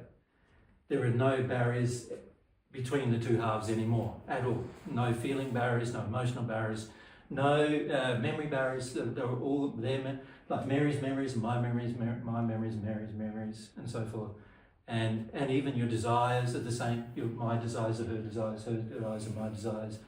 And that's, the more you get rid of the barriers, that's what eventually happens. But when you begin, because of the separation and also because of the education of your childhood, a lot of that doesn't even start until puberty, where you start having some sharing of feelings. And even then, mostly they're only sexual in nature and not based upon anything else. Because there's so much separation. Make sense? Thank you. What about the emotion of love? Does your soul hold on to that, or does that flow through you as well? God designed every emotion to pass through you. So love is not something you would hold on to. You would let it pass through you. You get to a stage though, when you're at one with God, that the love is passing through you all the time. It's not the same love as it was 5 seconds ago, right? Because that emotion has already passed through you. But there's a constant flow of love passing through you. Does that make sense? So you get to the stage where all emotion passes through you, and the ones that are loving can continue to pass through you all the time. How do you build up God's love then? Or because God's love is transforming our soul. Well, God's love is transforming your soul in the way that it's changing the nature of your soul and its capacity to feel. So you could say, firstly, it comes into your soul, it changes the design of your soul. But it doesn't store. So your soul's not storing that love. No, it's passing through you, but the work it does as it's passing through you is this work of changing and transforming your soul. In other words, you become in such alignment to God's feelings of love for you that now you're feeling His love for you constantly. And that His love for you is passing through you all the time. So now that it's having the effect of passing through you all the time, every decision you make and every action you take is going to be harmonious with the love passing through you. Because if it wasn't, then the love would stop passing through you, right? And so you get to a stage when you're at one with God where the love is passing through you all the time to the extent you've asked for it, right? And there's no sin stopping it or preventing it from passing through you. And so what happens is now the love is passing through you all the time. So now you could say you're permanently connected to God's love and the flow of it passing through you to the degree that you've asked for it. But that degree would have to be enough for it to be permanently passing through you all the time, if that makes sense. And even if by that stage it's just a trickle, you could say. It's not like a rush. Sort of like a trickle of God's love passing through you all the time. Now you could say you're at one with God. You're also conscious at that point that you're immortal. You're conscious that you can't ever really do anything that's unloving anymore in your soul. You can't do anything that's unloving anymore. And that then guides your actions. So, and the reason why it guides your actions is that you're not thinking about your actions. Anytime you go to do something, you automatically feel the harmony with the love or the disharmony with it, right? And anything disharmonious you can't do. You don't even want to do it. You have no desire to do it. And physically you can't do it anymore. You follow? Yeah. Which, that's a very good segue into the title of the talk, isn't it? Actually, the relationship between sin and your relationship with God. Yeah. Can you see what the problem of sin is from that explanation? Every sin you have is like a block to the flow of God's love. Right? So every sin you have stops God's love from flowing through your soul.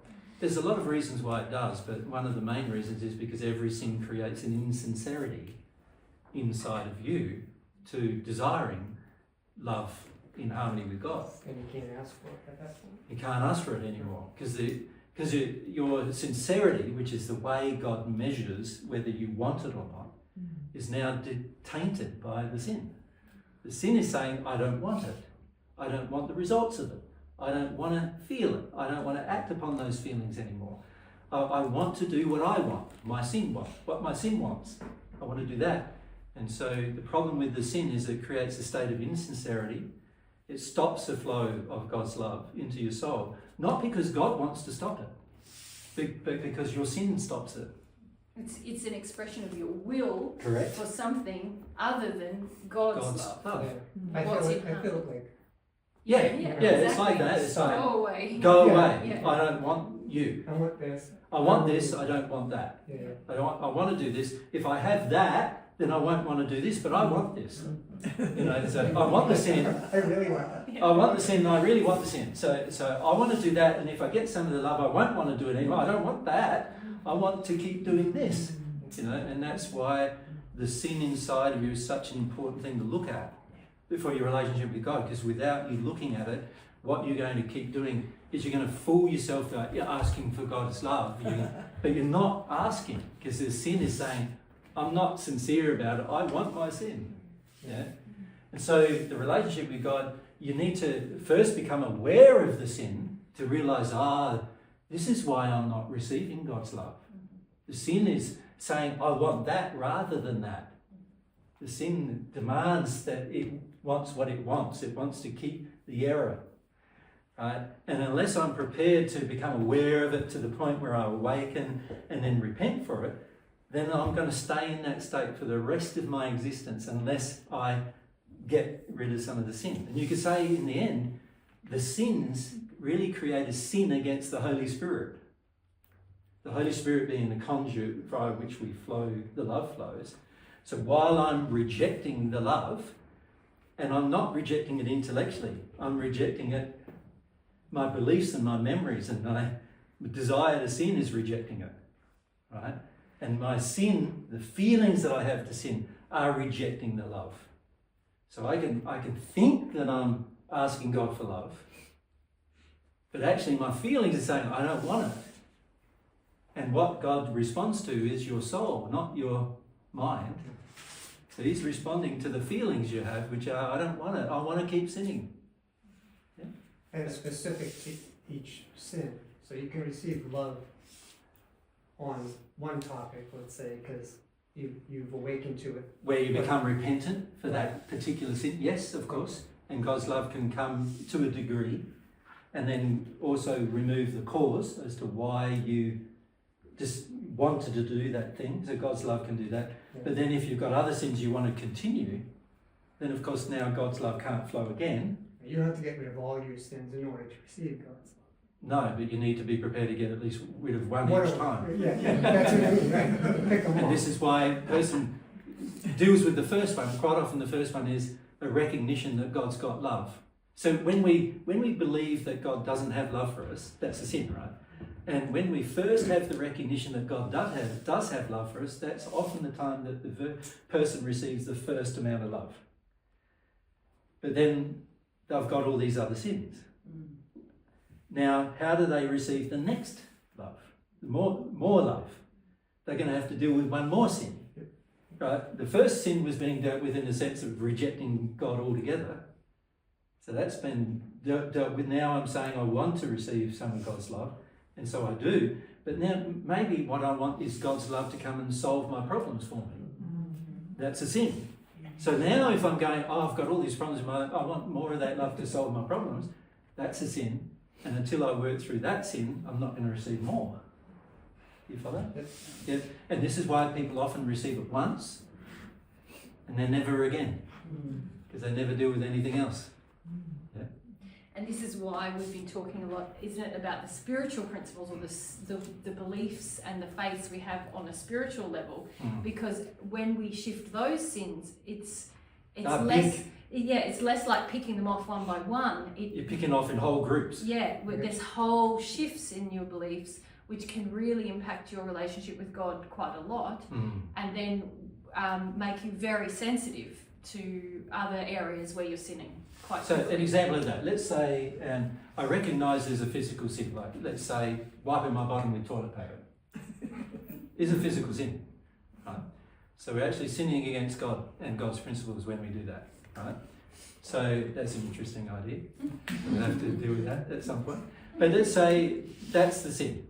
Let's say I do work through that by looking at the environment, the destruction to the environment, feeling about the destruction to the environment that's occurring to create my toilet paper. I look at the different options that I have, like bidet, I look at water as the solution rather than paper as my solution and so forth, and something that is replenishable and cleanable and all those kind of things. And I work through that emotionally, and I get to the point where I don't even feel like I ever want to wipe my bottom with toilet paper again. And the only time I ever do it in the future is under duress. In other words, when there's no other option. Right? So let's say that's what I've done with toilet paper. Now, that's a physical sin that I've addressed, but I might not have addressed all the economy issues that sin holds. So there's economy issues that are spiritual beliefs. In other words, where I don't understand the principle of love in economy and what economic action looks like. Now, if instead of dealing with that one little thing of wiping my bottom with toilet paper, I instead focused on dealing with the sin that I have regarding economy, that I'm prepared to do uneconomical things in lots of areas of my life. Like, I'm prepared to be uneconomical with dealing with my emotions. In other words, I reason myself out of things rather than feeling myself through things.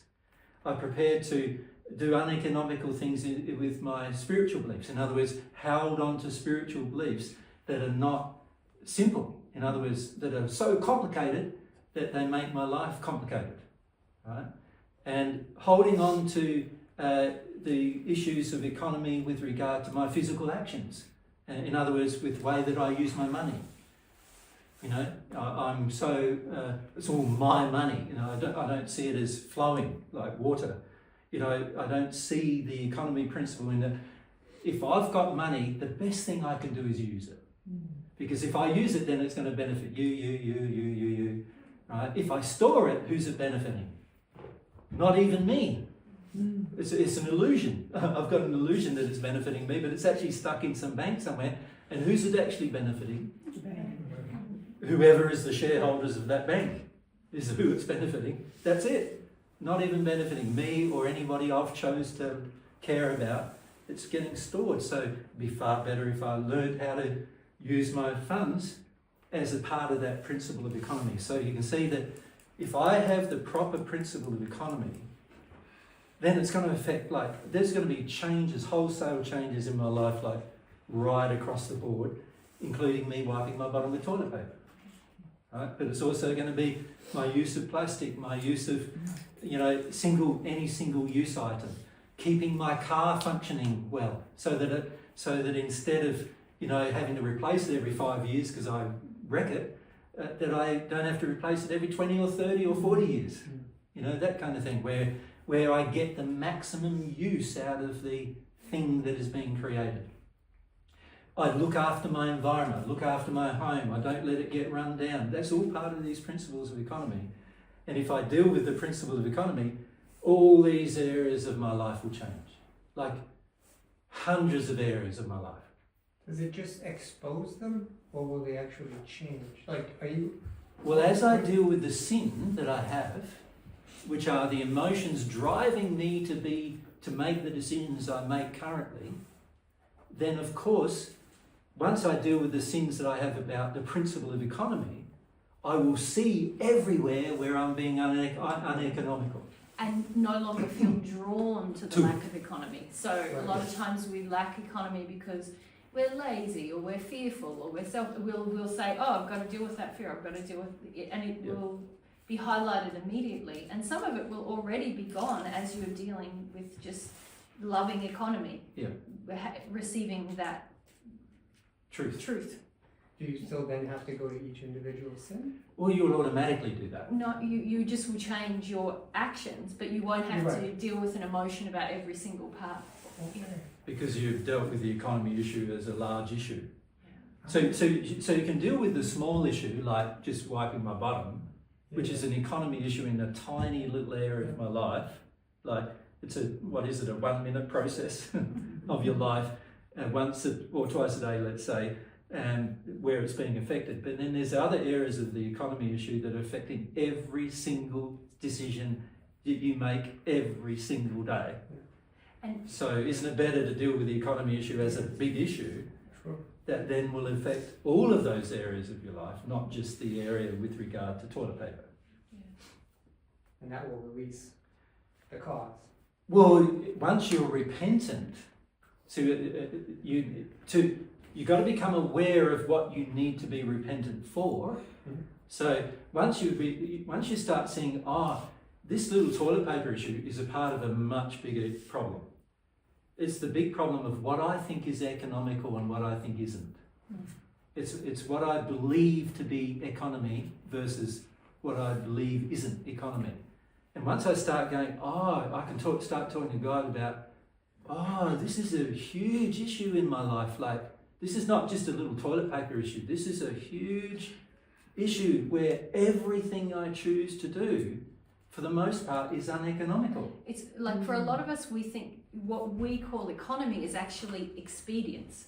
What's good for me what requires the least effort or finance for me. But when you... Can I say it's even uneducated expedience? Yes. Because a lot of times the other things are even better. But that's right. It's just our flawed viewpoint of those things. Yep. And when you come to want to deal with those things, then you start to open up to God's truth about, wow, economy actually is not just about me. It's about everything and everybody. The environment, all of you. How I use my money affects all of you. Yeah. And if I'm truly economical, I value the resources of everyone, not just me. But as you deal with those emotions that are opposing that truth, if you like, then that will affect how you behave in all areas of your life.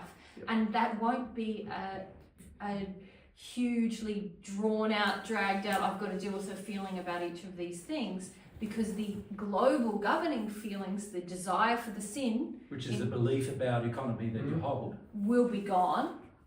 You'll have received God's truth about it if you involve God in the process, yes. And many things will change easily, and you won't have to deal with a feeling about toilet paper or you'll just notice yourself doing something and you'll think, uneconomical, what am I doing this for? and you'll want to change it. Yeah. Here I go again. I need to change that. Here I go. I need to change that. And it won't be like, a big trauma to change it. Like, because the sin is no longer in you emotionally. It's not. The only time it's traumatic to change something is when the sin's in you still. Yes. You're fighting the sin that's in you. Sin is like the desire drawing me away from the loving action. So while the sin remains, the emotional sin remains in me, I'm going to find it hard to do anything loving. And that's a trauma, isn't it? It's like, and you get yourself into a big bind about all that. But when it's just once you've dealt with the sin and the feeling in you is no longer to do it, when you notice an action that's like uneconomical, it's going to be easy for you to change it. It'll also be easy for you to know how to change it. Right. Because the sin stops you from knowing how as well. Your sin is like a prison that says, I can only see this far. I can only do this far. These are my options. I can only cope this far. Yeah. And it's not logical. Yeah, it's not logical. It's just, you think it is, but it's not, right? And so the sin is like a prison that says you can only see a certain distance, you can only hear certain things, you can only listen to certain things, you can only analyse certain things. Everything else is like, I don't want to know about it. The sin is saying, I don't want to know about it. Right? I don't want to know. I don't want to know that people are lying to me every day. I don't want to know that, you know, I want to believe that everybody's nice. Right? I want to believe that I'm coping. I want to believe that I'm not sad. I want to believe, so you could say the sin is saying, don't face reality. Can you see that? So, saying, God says this is real, you're going, no, it's not. Your sin is saying, no, it's not. Your sin is saying, no, it's not. You know, like you're talking to really God saying, no, it's not real. What you've created is real, not real, is really what the sin is saying. And it's also saying that what us humans have created is the only thing that's real. Right? If you look here in this environment, what's the only things that are real? If you didn't maintain anything here for 10,000 years, what would be left? Nature, trees, animals, birds, creatures, because of the life cycles. Would this be here? This building? No. Right? This building wouldn't be here. Would the cars outside be here? They'd be recycled by the environment. Right? Rust and all sorts of other things, they'd be recycled back to the earth, probably to dust, right? You know, the house, would that be here? No. Would the roads be here? No. It'll all be gone, right? So what is real is the things that God created to be permanent, and everything else that humans have created is only real for a short period of time, isn't it? Right? And that's really like our sin. Our sin is creating all of these things that are not permanently real, but we think they're real. So when we say, let's go to Durham, right, which is what? It's part of the 3 cities here, isn't it, in this region, you think that's a real place. But from God's perspective, it's, you know, in 10,000 years' time, it's not going to be there. Right? It's going to be a whole heap of processes that happen to the earth in between those times and here now. It just won't be there. There'll be all sorts of things that have happened. And unless human sin maintains it, it won't be there. Right? Because God's whole universe is created to destroy your sin. Which also means destroying all the creations that we have that are all part of that sin. The whole universe has been created to do that. So we've got to stop thinking that what we humans have created is real, including our sin. That's our thing that we believe is the most real. Right? And we've got to start seeing what is real. What is real is what God's created, and all we've got to learn to do is live in harmony with it for the time we're here. Then we'll have a great life. Right? That's how we have a good life. Yeah. Now, what's the time? I think it's 1 o'clock. Yeah, 1:15. Okay. Now, I haven't really, because of your questions, I haven't really done the completeness of this, have we, yet? So what we'll probably do now is have a break, shall we, for half an hour, have something to eat, and when we come back, I want to focus on how we've stored in these memories and how the hierarchy, if you like, of these 4 areas of our sin. That's what I'd like to focus on a bit. And then tomorrow we can start fleshing out actual issues and where the problems begin. Does that make sense? Because what we need to learn how to do is we need to learn how to become aware of our sin in terms of the biggest ones first. Because if you can solve your biggest ones first, then the small ones sort of drop away quite easily. Yeah? But most of us take the approach with most of our emotions that we want to solve the smallest thing first. Right? And that's not good for us because it means it's going to take us a long time. And what we want to do is try to reverse that so that we can start making progress that actually is impactful on our life. You know, because otherwise what will be happening is you'll be listening to divine truth for the 67 or 80 years you're on earth, and then you'll pass and hardly any change is being made. Yeah. And that's not really what we want. We want to have it so by the time you hit the spirit world, you've made so many substantial changes, you never have to go through the hells at all. and preferably not the whole first spear. You skip that altogether, at least that. And that's going to be a lot to do with how we deal with this sin, as to whether that's going to be a fact in our life, right? So that's what we want to do. So let's have the break. Come back at 1:45, Joyce? Yeah, 1:45. 1:45.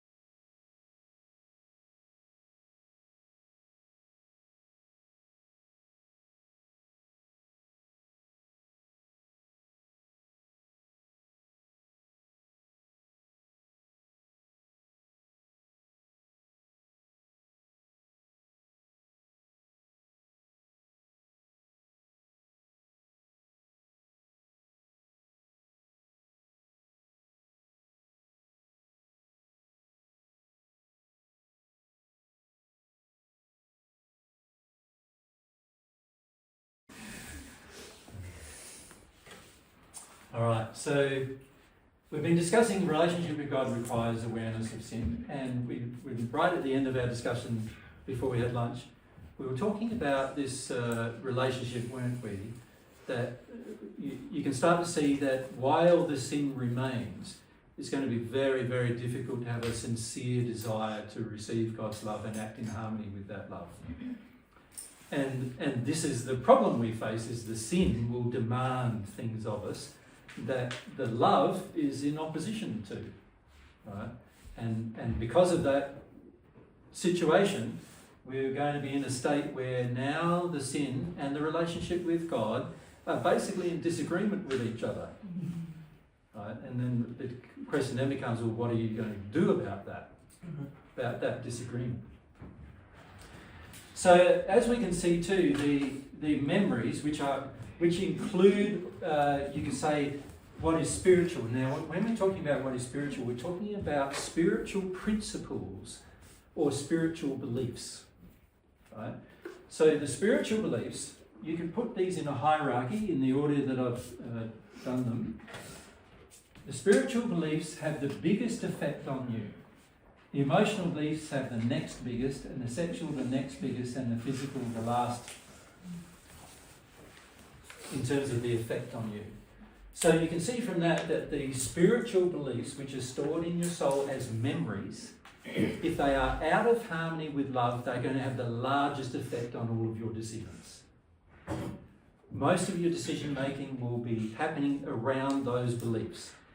And yet the majority of people on earth don't think that way. They don't understand, actually, that almost every decision they're making is based upon some kind of spiritual belief that is flawed, out of harmony with love or a sin. And so what we do when we're often discussing problems, and this is what we notice a lot when we meet with groups of people, is most people start discussing their physical problems or their sexual problems or their emotional problems. Right? And in the process of discussing those things, we're really saying that we think that our main problem are those problems. So when we talk about the physical problems, they start talking about, oh, I'm sick, I've got this illness or this distress in my body. So that's an example of a physical problem, right? And the person says, well, I'm sick and I want to fix that sickness. So how can I fix that sickness? Now, for a lot of us, what we do is we then go, okay, what does it mean to be healthy? And we start questioning health and, physical health, and I eat better, or I do this better, or I do that better, and, I have the right diet, and I have the right vitamins, and I have the right things, and maybe take some, medicine as well that fixes me physically, not understanding that all of my physical problems come from spiritual beliefs. Right? And the same goes with us sexually. We often go, I've got this relationship issue or that relationship issue or this sexual desire or that confused sexual feeling, and we're not understanding that most of those, well, all of those things come from our spiritual beliefs. And they dominate what we do. And the same goes emotionally. We're often going that, I've got this emotional problem or this particular problem, in my physical life, but it's really an emotional problem, the relationship issue, friendship issue, all those kind of issues. And we're so embroiled in the issues that we don't see the spiritual beliefs driving them. We don't see that the sin or the lack of harmony with love in our spiritual beliefs are what's causing us to make the choices and decisions we make. So we often make very large decisions, and when I say very large, like life and death decisions for ourselves or others, based upon these things here, not understanding that all of those decisions came from a spiritual belief that's flawed. An example of that is, let's say a woman decides to have an abortion. Like, she thinks it's there's an emotional reason for having one, right? And maybe a physical issue that she needs to have one. But actually it's driven by a spiritual belief. Right? So a spiritual belief that's flawed can actually cause you to murder someone else. Right? That's how strong they are. A spiritual belief that's flawed can get you to go to war. It can get you to, harm somebody else. It can get you to harm your children. It can, even the people you love, you often will harm. with a spiritual belief that's flawed. If the people you think you love, you'll often harm them because of this flawed spiritual beliefs. So these spiritual beliefs are things that you've got faith in that are out of harmony with love. So in other words, it's corrupt faith. But they're stored in your soul as emotional, with an emotional signature. That's why they're so hard to give up. Because inside of you, I feel this is right. I feel this is right.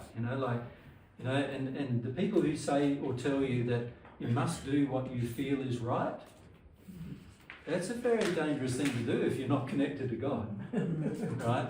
Because there's a whole heap of things inside of your spiritual beliefs that you feel are right that are completely out of harmony with love, right? And so doing what you feel is right is not necessarily the best course of action, because you must first determine whether what you feel is right is what God feels is right.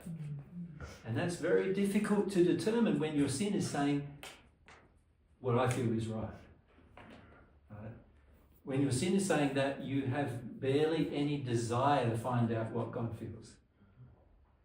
When your sin is saying, I think this is right, you're not going to question and ask God, well, what is right? You're not going to use your conscience very much in that place, because inside of yourself there's this feeling, I already think I know what's right. And it's what my sin demands of me is what is right. So,